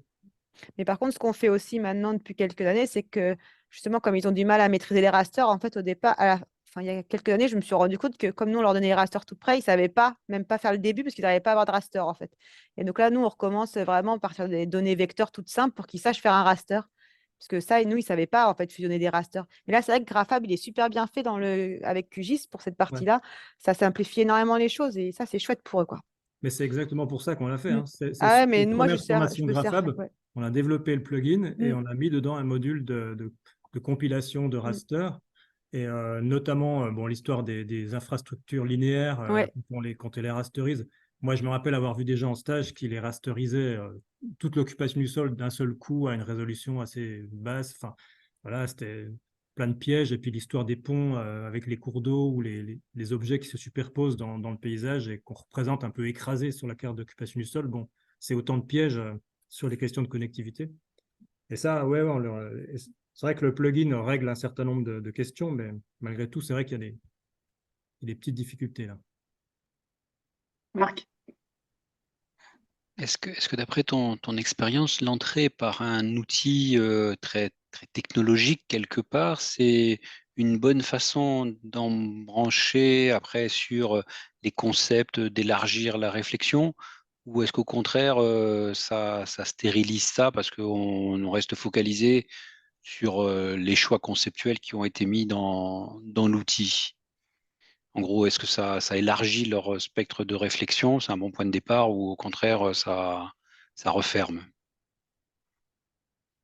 Je ne me permettrai pas d'être trop affirmatif, mais j'aurais tendance à penser que si. En fait, la question, ça dépend de qui on parle, c'est-à-dire à qui on enseigne. Et je n'ai pas d'expérience d'avoir enseigné à des étudiants directement en écologie. Mais ce que je peux dire, c'est qu'il y a un petit danger, quand je vois mon expérience avec des géographes qui n'ont pas le background en écologie, il y a quand même un petit danger à laisser filer le cours magistral comme une espèce de... Enfin, le cours magistral qui reprend un peu les concepts comme un truc un peu pénible initial à passer et puis à ensuite réfléchir qu'à l'outil et à pas... Donc, moi, ce que je vois parallèlement, c'est que les professionnels, qui sont la plupart d'anciens étudiants de biologie ou d'écologie, en fait, ils ont déjà les bases et donc, eux, venir vers l'outil, pour eux, c'est très agréable dans la mesure où ils sont déjà éveillés à sensibiliser aux questions clés, etc. Et peut-être que je suis un peu homo classicus, je ne sais pas, mais en tout cas, partir déjà de base et aller vers l'outil me paraît quand même assez logique. Parce que aller directement à l'outil pour sensibiliser aux questions fondamentales, ou alors ça exigerait de le faire d'une manière très spécifique, mais actuellement, sinon on reste dans la technique et puis on se dit que tout est réglable par la technique, mais ça me semble dangereux. J'avais une question. Du coup, vu que Grafab est quand même beaucoup dédié à des professionnels de l'aménagement et des territoires, est-ce que tu sais au final comment ils utilisent la sortie des modèles de Grafab et comment ils le recoupent avec plein d'autres questions de mobilité sociale, économique, politique, etc. Comment ils arrivent à combiner tout ça? Est-ce qu'ils utilisent d'autres modèles et qu'ils les mettent en concurrence? Et à la fin, comment ils arbitrent, en fait? Alors là, non, je ne sais pas. Je sais qu'ils sortent beaucoup de choses et notamment, il y a très souvent, on va dire, un besoin de sortie cartographique. Comme a dit Aude, bon, c'est souvent quelque chose qu'on attend quelque part, donc on dessine des corridors, des trucs comme ça. Mais comment c'est arbitré ensuite par rapport à d'autres enjeux du territoire? Et ça, il n'y a qu'à voir dans les SRADET ou dans les SCOT, etc. Bon, c'est la grande question, mais non, on n'a pas trop de retour sur ce que ça devient ensuite confronté à d'autres éléments. Ça, j'avoue que je ne sais pas. On est souvent interpellé aux étapes d'avant, en fait. On est en lien avec eux dans les étapes d'avant sur comment arriver à des diagnostics, arriver à une aide à la décision, si on peut dire, ou à la planification, mais on ne sait pas ce que ça devient.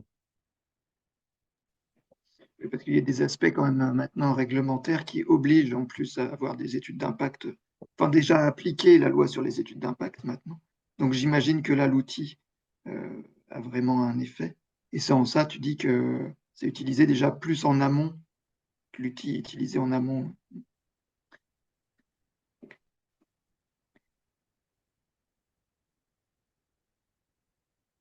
Est-ce qu'il y a d'autres questions? J'en avais une autre petite. Est-ce que la demande de formation augmente? Elle est stable ou elle diminue, je sais pas, sur l'outil? Elle est stable. Elle est complètement stable. Ok. En fait, on ne forme pas beaucoup de personnes. Vous avez vu, c'est 12 personnes, 12 à 15 par an. Donc, depuis le début, il y a eu peut-être une année un peu moins, ou je ne sais plus, mais souvent, on dépasse. On avait fixé à 12 maximum pour être vraiment pouvoir former à l'outil de manière très confortable en salle d'atelier, tout ça. Et on va souvent à 15 parce qu'il y en a un peu plus. Mais c'est stable. Ouais.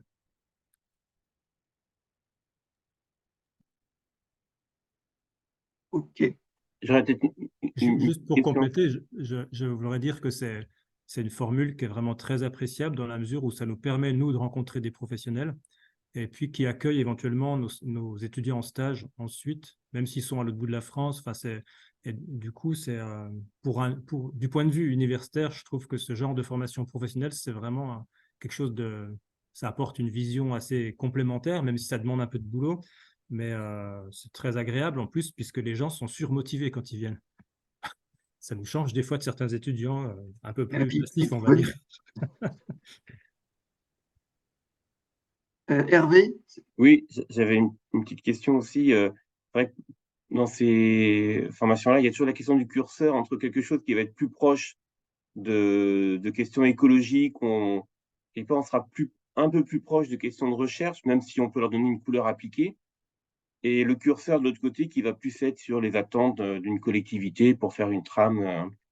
Et c'est toujours un petit peu la question un peu comme on parlait entre l'outil puis la finalité, par où on rentre un petit peu.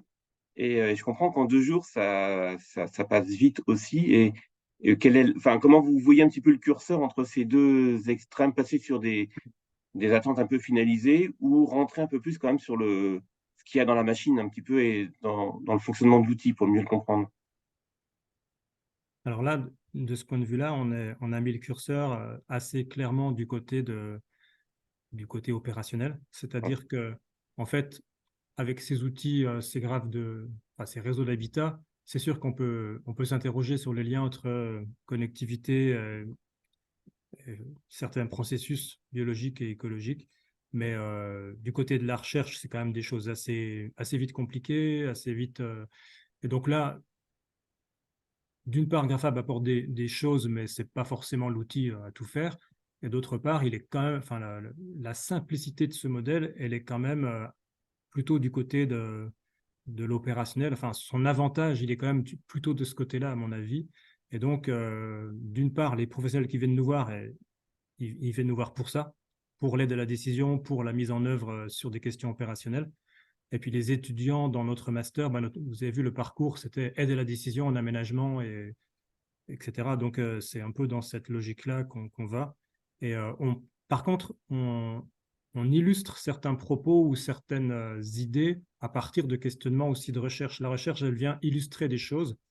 Mais par contre, voilà, par exemple, quand je parle un petit peu de génétique, vraiment pour dire qu'il y a ça, et puis bon, ça ne va pas être un cours de landscape génétique, ce qui serait vraiment hors de propos ici, et un peu trop compliqué.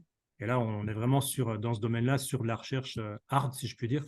Et là, non, on est plutôt sur tout ce qui va être plutôt pratique, mise en œuvre opérationnelle, quoi.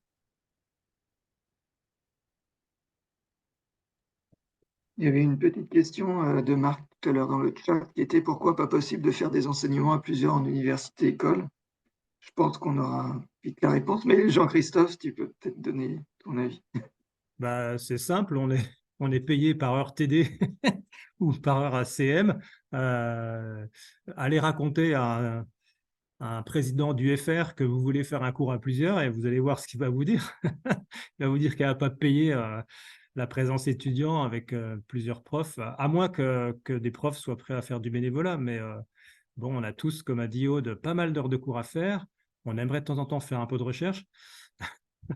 Donc, bon, c'est un équilibre, mais je pense que la question, elle est juste c'est le fonctionnement de l'enseignement qui est comme ça. C'est-à-dire qu'on ne peut pas… Mais moi, je m'en suis rendu compte en faisant ces formations professionnelles. Vraiment, c'est un truc que je n'avais jamais imaginé avant. Mettre plusieurs à enseigner en même temps, c'est vraiment un truc très sympathique. Quand on s'entend bien avec les collègues. On peut faire beaucoup d'humour, par exemple. Ça décrispe beaucoup l'ambiance. Bon, on peut faire de l'humour tout seul, mais des fois, c'est pas toujours aussi drôle. Tout à fait, ouais, je confirme qu'à plusieurs, enfin, j'ai la chance de pouvoir faire des cours des fois à plusieurs. Et effectivement, ça déformalise la chose, c'est moins rigide, c'est plus… On montre qu'on n'est pas forcément d'accord, qu'il n'y a pas qu'un sachant. En fait, voilà, ça équilibre aussi les relations entre les enseignants et les étudiants. Ouais, c'est vrai que c'est chouette, ça évite les oublis aussi, parce que des fois, on est pris dans son discours et on oublie un petit truc, et il y a les petits compléments qui sont dits par le collègue, etc. Et c'est très utile en même temps. Oui, parce que nous, à Rennes, on peut faire un enseignant à 2, mais ça veut dire que les étudiants sont 40, et là, ça perd tout son charme. Et on se rend compte que c'est mieux être à 20 tout seul, les étudiants sont beaucoup plus motivés à 20 tout seul qu'à 40 même à 2. Et c'est ça qui est… Mais par contre, 2 à 20, c'est cool. Ah oui, petite université, petite promotion, Ouais. petite ville. S'il n'y a pas d'autres questions ou commentaires, je vais vous proposer du coup d'enchaîner avec ma présentation. Donc, je vais partager mon écran.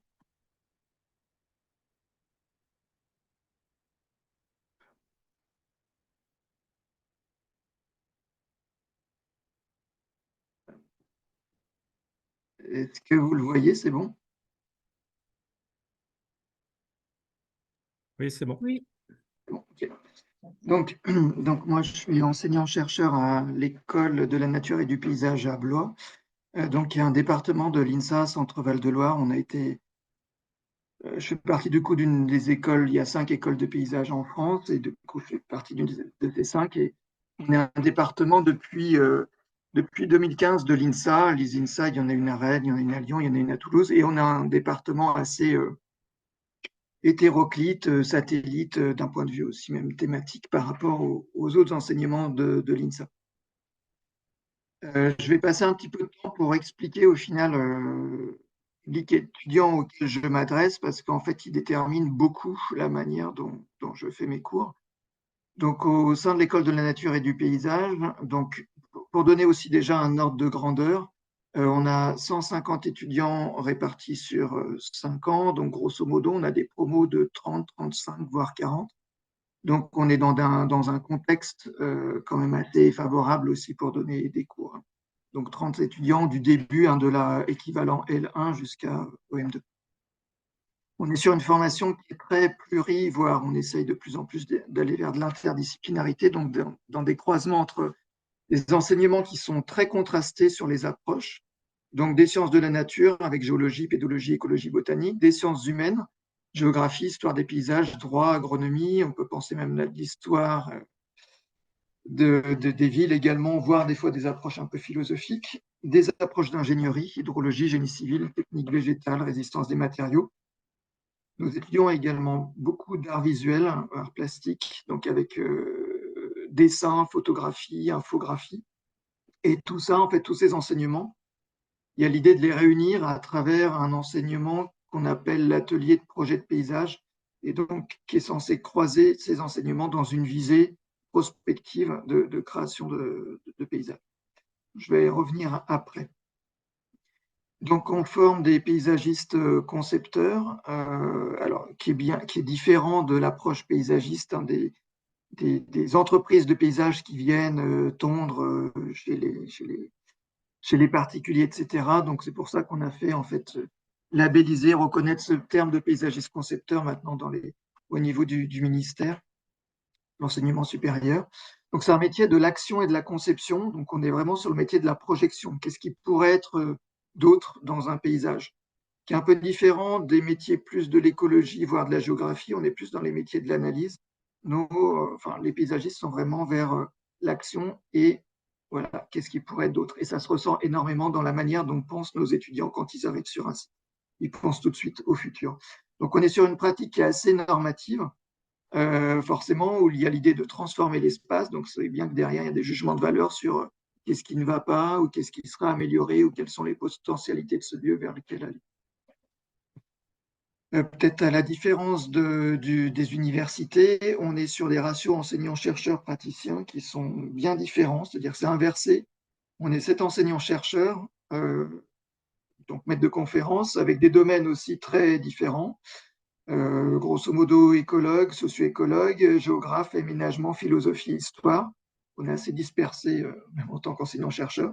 Et on a 25 praticiens, paysagistes concepteurs, donc une agence ou un bureau d'études à côté, architectes, des gens qui sont vraiment des plasticiens, des ingénieurs en génie civil, des hydrologues, etc. Donc, des enseignants qui ont des profils très, très diversifiés. Donc, au début, d'ailleurs, c'est souvent un peu étrange, bizarre. Enfin, c'est dur de trouver un peu sa place au début quand on arrive, mais après, si les gens sont plutôt ouverts d'esprit, ça se passe plutôt bien. Le paysage au sein de l'école de nature du paysage, je pense qu'il abordait un peu de cette manière-là. C'est-à-dire, c'est le paysage vu vraiment de manière holistique, intégratrice. Il y a bien la notion de matérialité biophysique, donc celle qu'on va plutôt aborder en écologie. Mais il y a tout le domaine aussi, bien sûr, des représentations et des idées, des perceptions vis-à-vis des paysages. Et puis, le domaine plus de l'aménagement, des projets et de l'action vis-à-vis de ces paysages. Et du coup, la notion de paysage qu'on utilise assez fréquemment, c'est celle de la Convention européenne du paysage, donc de 2000, qui synthétise pas mal ça, qui définit, on va dire, le paysage comme une partie de territoire telle que perçue par les populations, dont le caractère résulte de l'action de facteurs naturels et ou humains et de leur interrelation. Comme ça, il y a un peu ces deux volets, naturels et socio-culturels et politiques de l'autre côté. On a une pédagogie qui est beaucoup basée par le projet. Bon, nos petites tailles de promo aussi facilitent ça. Et qui est centrée autour du coup, de ce fameux projet de paysage, alors qui n'est pas évident à bien cerner. Même nos étudiants, des fois, quand je leur pose la question finale, c'est quoi un projet de paysage? Un mot qu'on utilise tout le temps. Mais ce n'est pas si évident que ça à bien définir. Grosso modo, il y a une phase en fait, d'analyse, de diagnostic d'un site, puis ensuite des intentions de projet, puis après un dessin spatialisé pour transformer ce site et le transformer dans l'espace. Donc, nos étudiants sont souvent en situation de contexte de problèmes réels. Donc, on a des conventions avec des collectivités très fréquemment, au moins une par année, au cours des 5 années. Les travaux de fin d'études de nos étudiants se font aussi dans une commune et sont très problématisés. On a la chance également de faire pas mal de sorties sur le terrain. Et ce qui est très important et ce qui va distinguer aussi pas mal des approches d'écologie en termes de recherche scientifique, c'est que les étudiants paysagistes et les paysagistes concepteurs plus généralement, il y a vraiment le site qui a toute son importance ils vont parler d'épaisseur historique par exemple, des caractéristiques sensibles, des potentialités du site, etc. Ça, c'est des éléments qui sont très importants. Et quand on enseigne l'écologie ou même l'agronomie, ce que j'enseigne également, alors maintenant j'enseigne aussi la socio-écologie, mais en tout cas, il faut bien avoir connaissance de ça parce que sinon nos cours, en fait, ils passent à côté, oui, ils passent comme des choses un peu ovni, un peu satellites. Voilà, juste quelques travaux pour donner des exemples sur ce que font nos étudiants en TFE, donc en 5e année de travail de fin d'études. Donc là, vous avez un travail de fin d'études qui portait sur un hôpital à Bobigny. Et donc, cette étudiante proposait d'améliorer en fait le cadre de vie, les ambiances, le confort des résidents de cet hôpital en aménageant d'une manière différente cet hôpital et en également rapprochant la notion d'ambiance de la notion d'habitat au sens écologique. Donc ça, c'était quelque chose qui était assez intéressant parce que c'était une étudiante qui cherchait à faire des passerelles entre une entrée écologique et une entrée sociale. Donc, on a des approches qui sont très localisées comme l'échelle de l'hôpital, et puis on a des approches qui sont sur des paysages ou des territoires en fait plus larges. Et là, vous avez un exemple une étudiante qui travaillait sur les dynamiques urbaines, agricoles et viticoles dans la vallée du Rhône, donc en lien également avec les territoires de Crozes-Hermitage, etc. Et un autre exemple d'une étudiante aussi à une échelle plutôt territoriale qui essayait de faire des liens par le paysage entre les problématiques agricoles, des problématiques de pollution de mer, donc dans la baie de Douarnenez. Et donc, c'est à travers le thème du paysage qui se veut assez intégrateur que l'étudiante essayait de bâtir un récit, mot qui est aussi pas mal employé par les paysagistes, un récit pour essayer de créer des liens entre les activités agricoles, des aspects écologiques et des activités plus marines. On réalise, alors ça je réalise depuis quelques années maintenant, un atelier interdisciplinaire avec une collègue, Mathilde Baude, de l'Université d'Orléans. Et l'idée de cet atelier, c'est de faire rencontrer nos étudiants paysagistes niveau M1 avec des étudiants M1, du coup, écologues de cette université. Et ce qui était assez intéressant, c'est ça montre en quoi on forme et on crée des représentations mentales et des méthodes de travailler très différentes en fonction de nos formations. Donc, c'est un atelier qui se fait de par le terrain. Donc, nos étudiants sont répartis par groupe de 6, 3 écologues, 3 paysagistes sur 6 zones dans la ville de Blois. Et en gros, ils doivent faire un diagnostic de ce site. Et ce qui est assez drôle, c'est de voir en fait justement ces différences entre étudiants. Les paysagistes concepteurs ont une démarche qui est très inductive. Donc, ils partent des observations du site pour ensuite dégager des questionnements. Ils explorent un site et c'est cette exploration qui fait naître une problématique. Tandis que les écologues ont plutôt une démarche vraiment hypothético-déductive qui part de questions d'hypothèses avant d'aller sur le terrain, souvent de la biblio. Ils ont des protocoles standardisés et après, du coup, ils vont sur le terrain. Une approche qui est plus qualitative et subjective pour les paysagistes concepteurs, alors que l'approche est beaucoup plus quantitative et objectivante pour les écologues. Les écologues, du coup, s'extraient en fait du lieu dans lequel ils travaillent, donc ils observent, enfin, ils essayent de ne pas avoir d'influence sur le lieu. Les paysagistes concepteurs, plutôt une approche holistique, une approche plus réductionniste pour les écologues qui se concentrent vraiment sur les aspects d'écologie.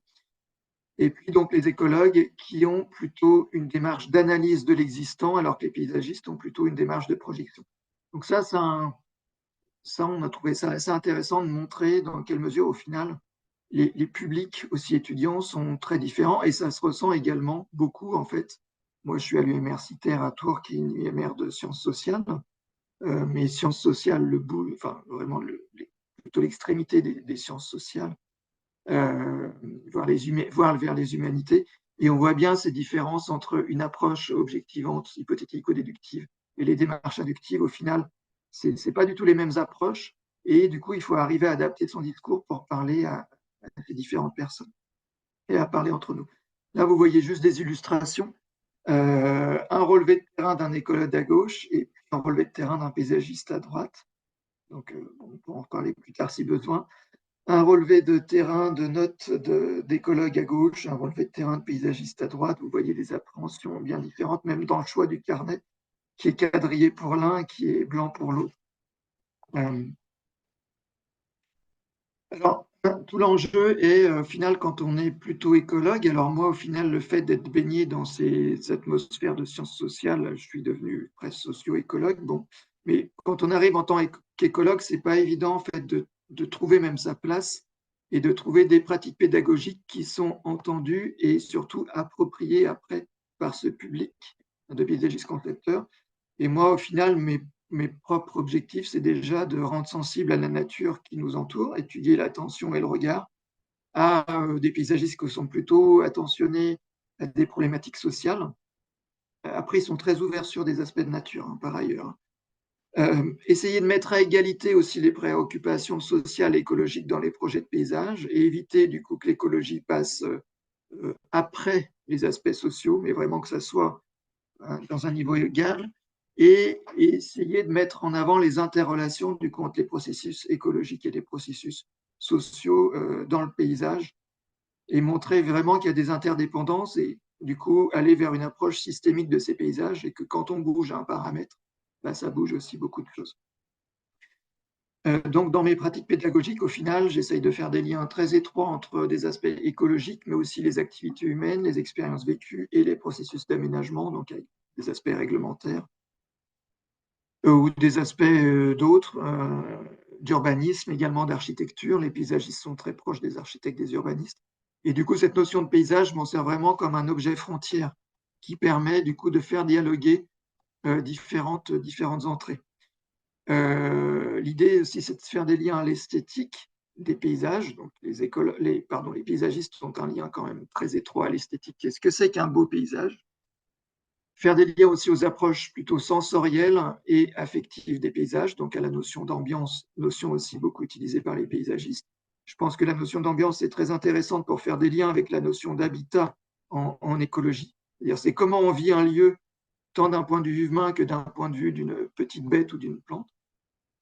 Et une autre entrée qui permet de bien faire le lien entre l'écologie, notamment l'écologie des paysages, et l'activité de paysagiste, et voire même la géographie, c'est l'espace. Au final, les paysagistes travaillent beaucoup avec l'espace et à travers les échelles spatiales. Du coup, en naviguant entre ces échelles, donc de la parcelle au quartier, si on est en ville, ou un groupe de parcelles, si on est en exploitation agricole, jusqu'au territoire, ces notions d'espace permettent vraiment de faire des liens.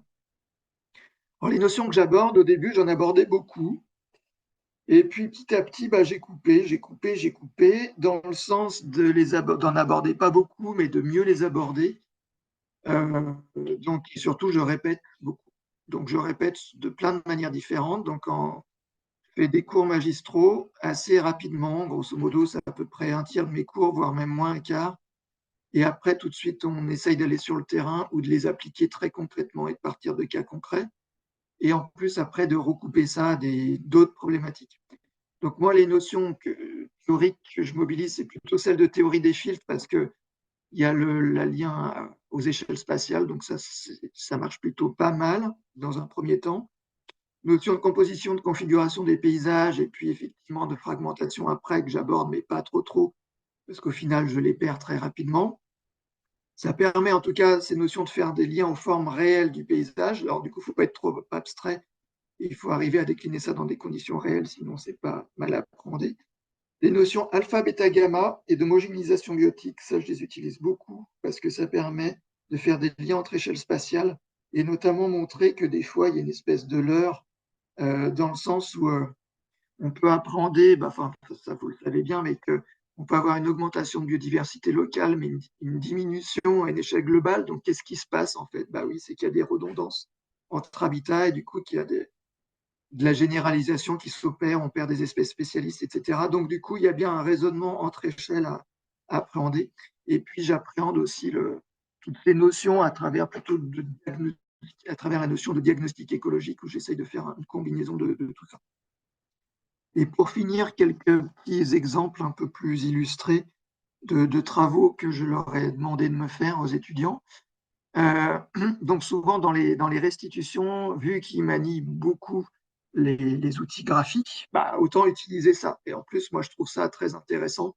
Ils ont une appréhension du paysage qui n'est pas que justement par le texte, mais qui est par le dessin. Et je trouve que ça, c'est très intéressant parce qu'ils ont une autre manière d'observer. Et des fois, il y a des choses qu'on ne voit pas, qu'ils arrivent à observer avec le crayon. Du coup, là, c'est un exemple où, en fait, on appréhende Blois à différentes échelles, on fait plusieurs sorties. Et du coup, je les emmène dans plein de lieux différents. Et dans chacun des lieux, du coup, je leur explique des choses sur les fonctionnements et sur les liens entre les conditions environnementales et les espèces qu'on y trouve. Et donc, après, ils doivent me représenter ça, soit sous forme de courbes, de couples, de graphiques, de croquis, etc. Et après, ils doivent faire une réflexion plus globale, donc plus à l'échelle du paysage, pour dire comme ça, pour comparer ces différents sites entre eux. Une autre illustration de cette sortie-là. Alors, on ne va jamais très, très loin dans des aspects écologiques, dans des notions, mais voilà, ça permet quand même d'apprendre ça par le terrain et ça montre aussi, par rapport à ce qui a été dit tout à l'heure, l'objectif aussi, c'est de montrer la complexité et que faire des choix vis-à-vis de la biodiversité, ce n'est pas simple. Parce que justement, il faut faire des choix, on ne peut pas protéger toutes les espèces à un endroit donné. Donc, du coup, derrière, il y a bien une justification, une priorisation aussi des enjeux. Et un autre exemple, là, c'est un exemple, là, on part plutôt d'une échelle territoriale. Donc là, c'est plutôt une analyse, on va dire, éco-sociologique des îlots urbains d'un quartier à plusieurs échelles de Blois. Donc là, c'est une étude plutôt urbaine. On fait quand même plutôt de l'écologie urbaine que agricole. Même si on parle pas mal d'agriculture, mais on reste plutôt dans la ville. Et donc là, je demande aux étudiants de me choisir des îlots, enfin, plutôt de partir du contexte urbain de Blois, et notamment d'un quartier qui s'appelle le quartier Quinière, qui se situe au sud-ouest de Blois, d'historiciser un peu ce quartier en termes d'aménagement, à quelle période il est apparu, de choisir des îlots, autrement dit, des fenêtres paysagères dans ce quartier, de les caractériser d'un point de vue écologique, c'est-à-dire quels sont les différents types d'habitats dans ce quartier, quelles sont les conditions environnementales de ces différents types d'habitats en termes de microclimat, de sol, d'activité humaine. Du coup, quels sont les végétaux qui ont été là, ceux qui ont été choisis, quelles sont les potentialités pour des animaux, tout type d'animaux, et après de repasser à une échelle plus large au final, dans quelle mesure ces différents îlots se complètent ou pas, sont singuliers ou pas, d'un point de vue de la biodiversité, pour revenir à des approches justement d'alpha, bêta, gamma, et pour se dire au final, à l'échelle globale du quartier, donc l'échelle gamma, dans quelle mesure ces différents îlots et les différentes formes urbaines et usages urbains qui les composent permettent ou pas d'avoir une certaine biodiversité à l'échelle de ce quartier.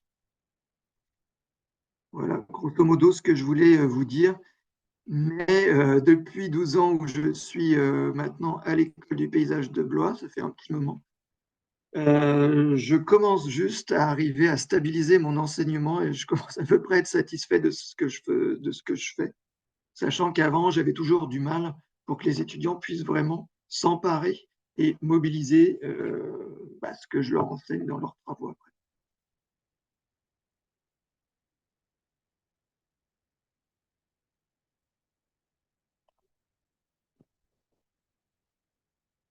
Est-ce qu'il y a des questions ou des interventions? Alors, soit sur ce que je viens de dire, soit plus globalement sur tout ce qui a été dit, soit d'autres choses. Non, mais je n'ai pas bien compris à quel niveau ça se situe, parce que tu as parlé de M1, etc. Et donc avant, c'est en écologie du paysage, c'est des choses dont ils n'ont jamais entendu parler, et c'est uniquement au niveau Master 1, Master 2 qu'il y a ces Oui. apports, et ce que tu as dit que tu as réduit très fortement ces dernières années autour de compos, config. Du coup, ils appréhendent l'écologie depuis le niveau L1 jusqu'au niveau M1. Ils ont à peu près, on va dire, 5 ans d'heures d'écologie par année. Et les premières années démarrent vraiment à l'échelle plutôt de l'individu, donc on n'est pas du tout à l'échelle du paysage. C'est plutôt botanique. Et petit à petit, en fait, on intègre les échelles avec une approche de plus en plus complexe pour en arriver à l'écologie du paysage, justement, au niveau M1. Et qui est l'échelle, au final, notre formation est aussi, alors là je parle de l'écologie, mais tous les enseignements se bâtissent comme ça avec des jeux d'échelle, c'est-à-dire que les premières années, on est plutôt à l'échelle de la parcelle, même pour les approches sociales, etc. Et petit à petit, en troisième année, du coup, on arrive à l'échelle d'un quartier urbain, et les quatrième année, on arrive à l'échelle du grand territoire. Et c'est comme ça en fait qu'on complexifie petit à petit les choses. Et souvent, ce qui est un peu dommage, c'est qu'ils oublient ce qui se passe aux échelles inférieures quand ils arrivent en dernière année, mais bon, ça n'a rien de très nouveau là-dedans. Donc, c'est 50 heures par an, à peu près. Et la partie outils, logiciels divers et variés qu'on avait évoqué précédemment, là, Alors là, au début, j'essayais, alors je souris un peu parce que j'essaye de faire un retour, mais en fait, ils n'arrivent pas du tout après en ça, c'est-à-dire dans la mesure où ils sont très, très, très qualitatifs. Mais c'est-à-dire qu'on utilise, donc nos étudiants, on les recrutent, il y en a certains qui viennent de bac S, d'autres pas mal de bac littéraire, donc d'autres qui ont fait des BTS, on les recrute aussi après BTS, mais art et design de l'espace pour pas mal. Donc c'est des gens qui ont un esprit en principe plus littéraire, donc en fait, alors je résume un peu, ou très graphique et représentation, mais au sens plastique des choses, et pas du tout quantitatif. Donc, par exemple, GraphApp que j'utilisais tout au début, en fait, ils n'arrivaient pas à l'immobiliser. Par exemple, on n'utilise pas non plus Excel. Vous voyez, des tableurs, on ne les utilise pas. Donc, on est dans un autre monde, en fait. Et j'exagère à peine quand je dis autre monde, parce que, en fait, c'est un peu ça. Et c'est ça qui est un peu complexe, parce que on se dit, on va travailler sur des mêmes territoires, notamment les praticiens, paysagistes concepteurs travaillent sur des mêmes territoires que des écologues en bureau d'études. Pour autant, le langage, le vocabulaire, les représentations, les concepts et les outils sont souvent très, très différents. Et ça implique vraiment que les formations fassent des croisements beaucoup plus courants, même comme en recherche, par exemple. Les sciences sociales sont très cloisonnées par rapport aux sciences de la nature. Mais ils arrivent dans quoi, tes étudiants, en fait? Ils travaillent dans des collectivités, ils sont embauchés où? Et ben, grosso modo, ça fait à peu près un quart de collectivité, on va dire. Alors, collectivité, soit ville, soit après institution publique type PNR, etc. Mais la grande majorité vont être quand même dans des agences. Ils ne parlent pas de bureaux d'études, ils parlent d'agences de paysage. Donc, ils travaillent de plus en plus avec des architectes et des urbanistes. Donc, c'est souvent et des fois maintenant quelques écologues, ça commence à arriver, des agences un peu mixtes, et ils répondent à des appels d'offres faits par des collectivités, donc des villes, des territoires, etc.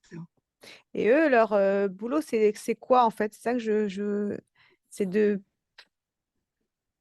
Pas évident à cerner, ouais. Même des fois, j'ai du mal à l'expliquer encore. Mais leur boulot, c'est de dire ce qui pourrait être d'autre par rapport à l'existant. Donc, en fait, c'est de faire de proposer des dessins possibles du futur. Voilà. C'est Et ils ça intègrent beaucoup l'écologie? Parce qu'en fait... ils l'intègrent un petit peu parmi plein d'autres choses. D'accord. Donc, c'est-à-dire que quand ils arrivent, ils sont vraiment dans, enfin, on l'appréhende aussi comme ça, un peu côté enseignement, c'est-à-dire quand on arrive imaginons dans une ville, bah, du coup, évidemment, il va y avoir des enjeux écologiques, puis après, il va y avoir des enjeux réglementaires, sociaux, de mobilité, des enjeux économiques, et tout ça, en fait, ils essayent de mixer un peu tout ça. Alors, mixer, après, justement, en fonction aussi de leur affinité, euh, et du coup, oui, ils essayent. Et moi, mon enjeu, c'est de faire en sorte qu'ils intègrent un peu plus les enjeux écologiques. Grosso modo, c'est ça. Parmi tous ces autres enjeux. Grosso modo, les jeunes générations, ça marche pas mal. Il y a des gros changements entre les nouvelles générations et les anciennes, sachant qu'en plus, les anciennes générations avaient, de paysagistes concepteurs, un peu comme les architectes à l'ancienne, avaient l'idée de vraiment faire une œuvre, vous voyez, d'aménager le paysage comme une œuvre. Là, je pose le paysage, j'ai ma marque de fabrique. Voilà, vous voyez, tel bâtiment, c'est telle personne. Maintenant, on est sur un autre aspect, et tant mieux. Ils essayent plutôt de voir le paysage comme, on va plutôt déjà utiliser les potentialités du site, tant écologique que social, qu'historique, que matériel, etc. Et après, on voit ce qu'on peut faire de mieux. Et l'écologie, ça va très bien pour parler de ça, parce que justement, l'écologie, grosso modo, quand même, souvent, nos recommandations, faites pas trop de choses, et grosso modo, il n'y a pas besoin de bouger grand-chose pour que ça se passe bien. Faut gérer un peu moins, ça se passera bien. Donc, ça s'intègre plutôt bien dans cette nouvelle philosophie de concevoir le paysage.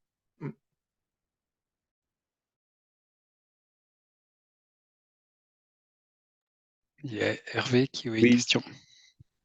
Oui, je peux rebondir. Merci pour ta présentation. Donc, ça me parle beaucoup parce qu'effectivement, j'interviens dans une de ces écoles de paysage. Avec la différence, c'est que nous, par contre, on a des profils d'étudiants qui sont scientifiques, qui sont diplômés ingénieurs, reconnus CTI après. Et du coup, ils vont après aussi vers ces approches plus, on va dire plus qualitatives. Et c'est vrai que quand on vient de l'écologie scientifique, ça interpelle, ça demande de revoir un petit peu la manière dont on peut enseigner. Et juste pour rebondir sur ta question, Aude, aussi, ils peuvent être très concrètement à dessiner les lotissements, les ZAC et tout ça, quoi. Avec, dans certains cas, alors peut-être, ça peut dépendre un petit peu des couleurs des écoles ou des formations et des postures des étudiants, mais jusqu'à faire du dimensionnement pour des eaux pluviales, pour des choses de ce type-là, sans aller dans le hyper technique derrière. Mais du coup, en fait, ça a quand même des conséquences qui sont très fortes sur l'évolution des paysages. C'est un peu ça l'enjeu qu'il y a derrière quand même. quelles que soient un petit peu leurs approches. Et c'est vrai que c'est la question que je vais te poser, Sébastien, mais tu as un peu répondu. C'est aussi la question, qui n'est peut-être pas la même entre nos deux écoles aussi, mais même de la position par rapport à une approche scientifique dans le paysage.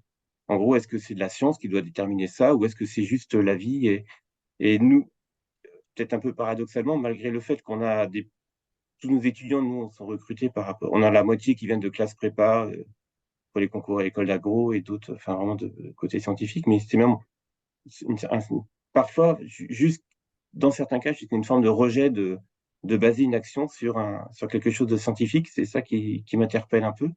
Et l'autre volet, qui peut être aussi une autre méthode d'approche, et c'est ça dont je voulais l'autre pendant de la question, c'est sur la partie plus naturaliste. Est-ce que c'est une manière aussi de rentrer un petit peu sur une autre approche de l'écologie, mais qui n'est pas forcément toujours évident.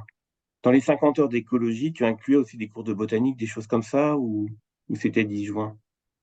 Ouais, c'est un peu plus large au début quand on inclut la botanique. Et du coup, on peut rajouter de la pédologie, de la géologie, ça c'est en plus. Tu as bien fait d'insister, Hervé, sur le fait que, oui, très concrètement, les paysagistes et plus largement les urbanistes et les architectes, ce sont eux qui dessinent nos paysages de demain, en tout cas les paysages urbains. Donc ça, c'est un point très important, effectivement. Il faut en être conscient, effectivement. Donc la manière dont on leur enseigne, les messages qu'on veut leur dire, en fait, importent beaucoup. Oui, en final, le lien entre la science et l'action, une question qui interroge beaucoup. C'est pour ça que, ça interroge même alors je vais employer un gros mot là, mais nos épistémologies, nos pratiques de construction des connaissances au sens philosophie des sciences. Je parlais, voilà, nous, on a, je dis nous, en écologie, il y a vraiment une pratique hypothético-déductive. On généralise, on généralise, on généralise. Alors, et j'en trouve maintenant plein de limites. D'ailleurs, c'est le fait d'être aussi avec des paysagistes que je me dis, c'est vrai, effectivement, partir du site aussi, il y a plein d'intérêts parce qu'il y a des spécificités, il y a des surprises. Il faut aussi partir du site. Et à l'inverse, effectivement, il y a une limite à toujours partir du site, c'est-à-dire c'est comme si à chaque fois on réinventait la poudre. Donc, il faut arriver à trouver cette espèce de compromis, de point de bascule entre une approche généralisante et une approche vraiment qui part du site. Et puis également, tu disais, au final, quelle place de la science on met de là-dedans. Moi, souvent, les paysagistes concepteurs qui ne sont pas tous issus d'une formation très scientifique à la base, utilisent beaucoup le mot intuition. Ce mot me gêne beaucoup et du coup, on en discute un petit peu.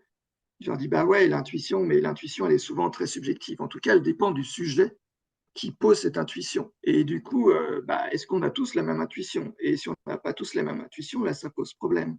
Parce que même en termes de sciences sociales, les paysagistes, ils ne font pas le paysage pour eux, ils la font aussi pour d'autres personnes. Donc même, il importe aussi de faire de la science pour les bêtes et les plantes qui habitent là-dedans, mais aussi pour les gens. Donc effectivement, cet équilibre science et pratique, au final, science et art aussi, on est là-dedans. Il y a une histoire de l'art, des sciences de l'art aussi derrière, enfin des sciences de l'art, pardon, de la pratique des arts plastiques. Donc c'est pas évident à trouver. Et puis je sais plus, tu avais peut-être une autre question ou une autre remarque, mais je me rappelle plus. Non, c'est juste le point par rapport à une approche plus naturaliste qui peut s'associer du terrain, mais qui est. Nous, on fait du terrain, on arrive à faire beaucoup de terrain parce que petite promo, parce qu'on aime bien faire du terrain, parce que voilà, ça se fait assez bien, donc ça c'est très bonne chose. Donc c'est des gens qui sont très observateurs sur le terrain, ils sont très bons, par contre, voire même meilleurs que des écologues. Mais par contre, ils ont une pratique naturaliste qui est assez faible parce qu'ils n'ont pas le temps. En fait. Donc certains ponctuellement, tous les 2 ans, de temps en temps une petite fibre naturaliste, mais ça va pas plus loin.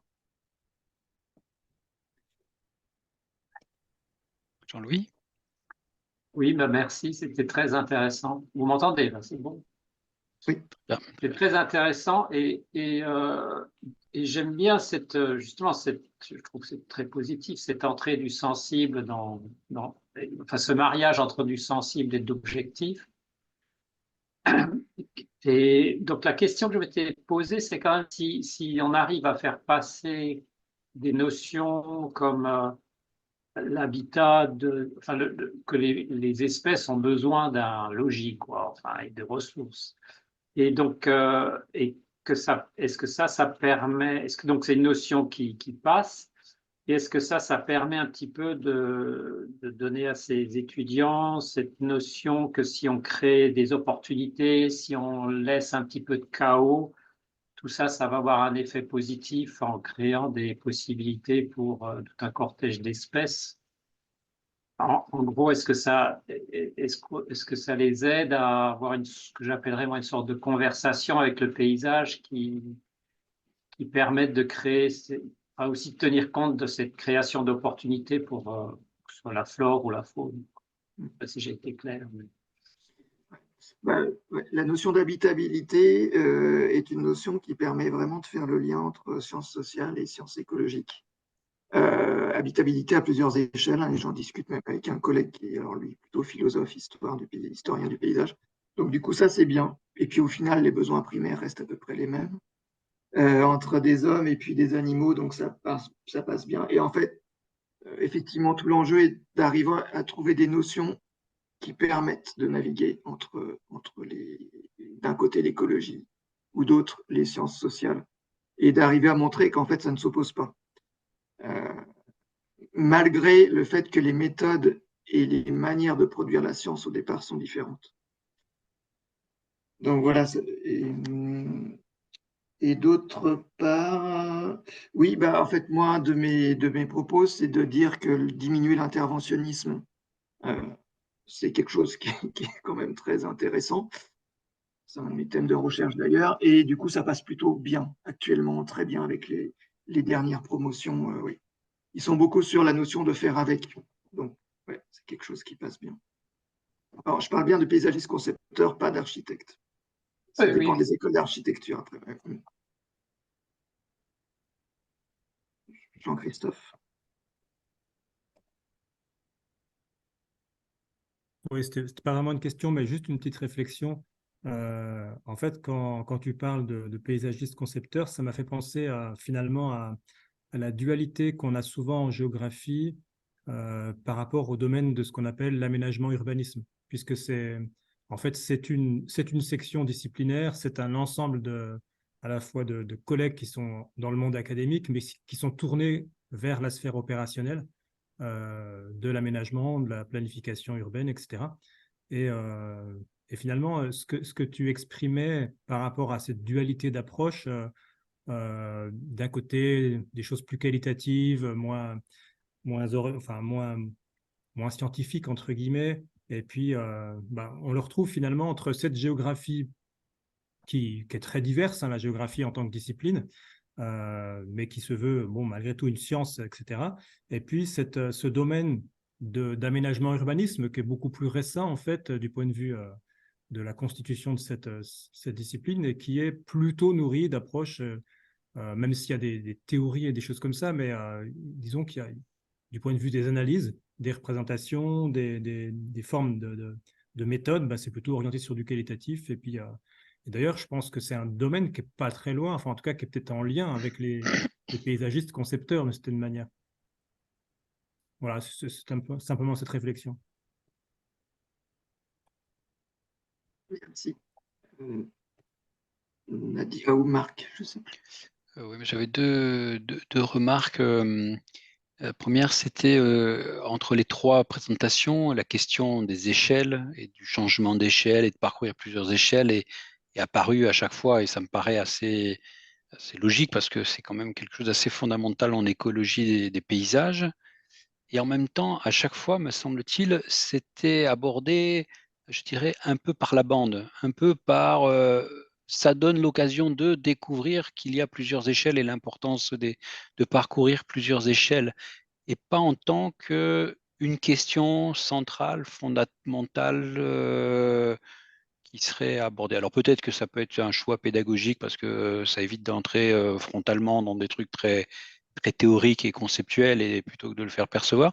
Mais je me suis questionné, voilà, si c'était vraiment un choix ou s'il y avait quelque chose à réfléchir autour de ça. Et la deuxième question, c'était quelle était la place, d'après vous, des changements globaux, des dérèglements globaux actuels dans les contenus, dans la façon dont ils sont perçus, dans la pertinence aussi de ce qu'on peut transmettre, l'écologie des paysages. Donc ça s'adresse un peu aux 3 intervenants et aux autres aussi. Peut-être que vous avez des reculs. Ouais, je peux commencer, mais simplement sur la question de l'échelle, j'avoue que j'en ai pas parlé. C'est évidemment intrinsèque à toute forme de modélisation de préciser à quelle échelle on se situe. Et puis ce qu'on développe avec GraphApps, c'est quand même prévu pour être capable d'aborder plusieurs types d'échelles, mais il y a quand même des échelles de prédilection de ce domaine. Et donc, pour prendre un processus, ça va être celui de la dispersion. Et c'est pour ça que j'ai parlé à la fin d'emboîtement de réseaux qui vont intégrer des échelles spatio-temporelles plus fines. Et quand on parle ensuite de trames vertes et bleues, on parle d'échelles, on va dire presque administratives, dans lesquelles ces trames vertes et bleues sont conçues. Et il y a un lien assez fort. Alors nous, on essaie de le faire entre les processus qu'on veut représenter, plus ou moins pertinents à certaines échelles administratives. Par exemple, si dans un PLU, vous voulez parler de dispersion, ça n'a pas vraiment de sens pour pas mal d'espèces. Et du coup, voilà, c'est presque, j'en ai pas parlé, mais c'est intrinsèque à la démarche. Et sur la deuxième question, je ne sais plus de quoi. C'était sur les dérèglements globaux. Est-ce que ça change quelque chose? Est-ce que ces questions-là, ces entrées-là, vous ont amené à changer, ou il y a une attente, ou d'après vous, il faudrait dire autre chose sur la place des approches paysagères, leur pertinence par rapport à ces problématiques-là Je pense que je ne sais pas si ça change beaucoup de choses pour nous dans la façon de l'enseigner, mais en tout cas, la réception est plus attentive. Enfin, en tout cas, du point de vue des géographes, en tout cas, autant il y a quelques années, tout était centré sur la ville, les mobilités, des choses comme ça. Et les questions environnementales, bon, ont toujours été occupé une certaine place en géographie, mais elles sont d'autant plus importante aujourd'hui et reçue par les étudiants qu'il y a ces problèmes globaux. Donc j'ai l'impression qu'on est vraiment pris au sérieux quand on en parle.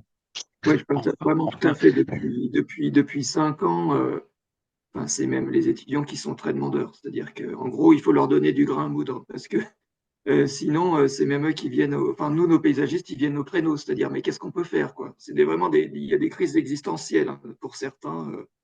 Qu'est-ce qu'on peut faire? Quels sont les outils, les notions que vous nous donnez pour pouvoir agir? Et avec un rôle politique derrière aussi. Donc oui, donc c'est plutôt bon signe de ce point de vue-là. Bonjour, je ne sais pas si vous m'entendez. Oui. Oui, excusez-moi, je suis arrivée assez tard, mais c'était juste sur la question de l'enseignement. J'ai discuté récemment avec des personnes, à la fois avec des élèves et avec des professeurs de VET AgroSup à Clermont-Ferrand. Et globalement, le contenu des enseignements ces dernières années a beaucoup évolué sur ces questions-là. Alors, sur la question du paysage et sur la question du rapport à l'écologie de manière assez générale, mais par exemple, il y a même des cours. Je ne sais plus s'ils sont officiellement appelés cours de collapsologie, mais en tout cas, avec vraiment toute une réflexion sur comment composer avec la situation actuelle. En tout cas, c'est sûr que l'enseignement évolue à cet égard-là et qu'il y a une vraie demande de la part des étudiants. Il y avait Nadia qui a levé la main. Oui, j'espère que vous allez bien m'entendre. Je reviens un peu en arrière sur l'intérêt de croiser des étudiants, l'exemple dont avait parlé Sébastien. Moi, j'ai vécu ça récemment dans un jury d'un projet qui croisait les étudiants paysagistes de Versailles, les étudiants architectes de Nancy et les étudiants agronomes de Nancy. Donc, dans un regard croisé sur une prospective de quels seront nos paysages dans les années 50, plutôt orientés paysage agricole. Et c'était super intéressant de voir s'ils pouvaient s'apporter mutuellement. Alors, un exemple tout bête, c'est l'utilisation des arts plastiques dont tu parlais, Sébastien. Alors nous, les étudiants, des années-lumière de ça, des représentations esthétiques du paysage, on est vraiment très très loin. Et puis sur l'opposition un peu écologie, sciences sociales, là, qui devrait plutôt être une complémentarité, il y a un truc que je rajouterais aussi qui, j'ai l'impression, manque, c'est la question de l'agronomie, ou alors peut-être pas le côté technique de l'agronomie, mais l'agriculture en tout cas, la prise en compte de l'agriculture, du milieu agricole, des enjeux économiques autour de ça. Derrière Scott lotissement, etc., on est quand même urbain de demain. Je pense que les milieux agricoles, ils ne sont pas à oublier. Et les étudiants paysagistes ou architectes étaient vraiment, je trouvais, plein de certitudes et d'utopie sur comment on nourrira le monde demain sans du tout avoir de vraies idées de ce qu'est l'agriculture aujourd'hui. Donc voilà, j'ai l'impression alors, et les nôtres, aux nôtres, il manque plein de thématiques sur l'urbanisme, des réglementaires, etc. Donc on ne se rend pas forcément compte des manques qu'ont les autres disciplines qui gagnent vraiment à se croiser, et peut-être que c'est nous qui leur ouvrons peut-être pas assez la porte sur les autres enjeux. On est peut-être aussi, nous, un peu trop le nez dans le guidon de notre discipline et de nos enjeux propres, sans ouvrir la porte vers d'autres choses qui seraient intéressantes à croiser, je pense. Oui, tout à fait. Et même pour donner aussi un autre exemple, une anecdote, nous, les écologues qui viennent d'Orléans, en fait, pour eux, ils nous ont déjà dit que la ville, en fait, ils n'ont pas l'habitude de travailler sur la ville. Pour eux, il n'y a même pas de nature en ville. Donc, du coup, la question ne se pose même pas. Donc, au début, ils sont complètement décontenancés. Et à l'inverse, effectivement, comme tu le dis, traditionnellement, le milieu agricole n'est pas aussi le lieu d'intervention des architectes, urbanistes, paysagistes, parce qu'aussi, en plus, c'est des espaces privés. Donc, du coup, c'est moins facile d'intervenir. Moi, j'avais une question pour Aude. Il me semble que je n'ai pas vu des aspects de projection, de scénario, de futur. Est-ce que c'est des choses que vous abordez? Non, on ne l'aborde pas du tout. Très peu. Enfin, dans les faits, c'est la prise en compte peu après, pour les projections, Servir, bien sûr, oui. Oui. mais pas de. Non, on ne l'aborde pas.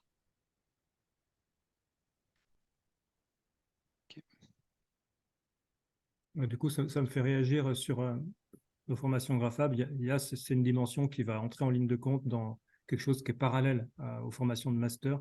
Ils ont des projets qu'on appelle des projets SIG, prospectifs plutôt, en lien avec des partenaires. Et là, il y a une scénarisation. Et pour certains, ils utilisent des modèles de connectivité dans une scénarisation de possibles futurs avec des règles de développement, des choses comme ça.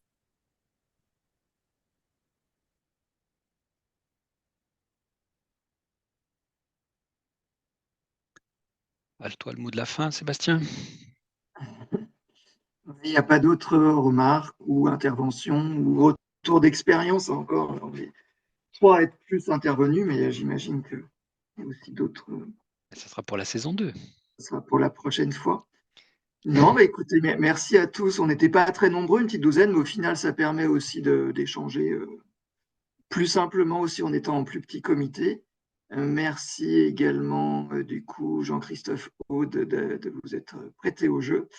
Et puis, peut-être qu'on pourra rediscuter ça d'une prochaine fois parce qu'on voit qu'il y a plein de choses à discuter là-dessus. Ouais.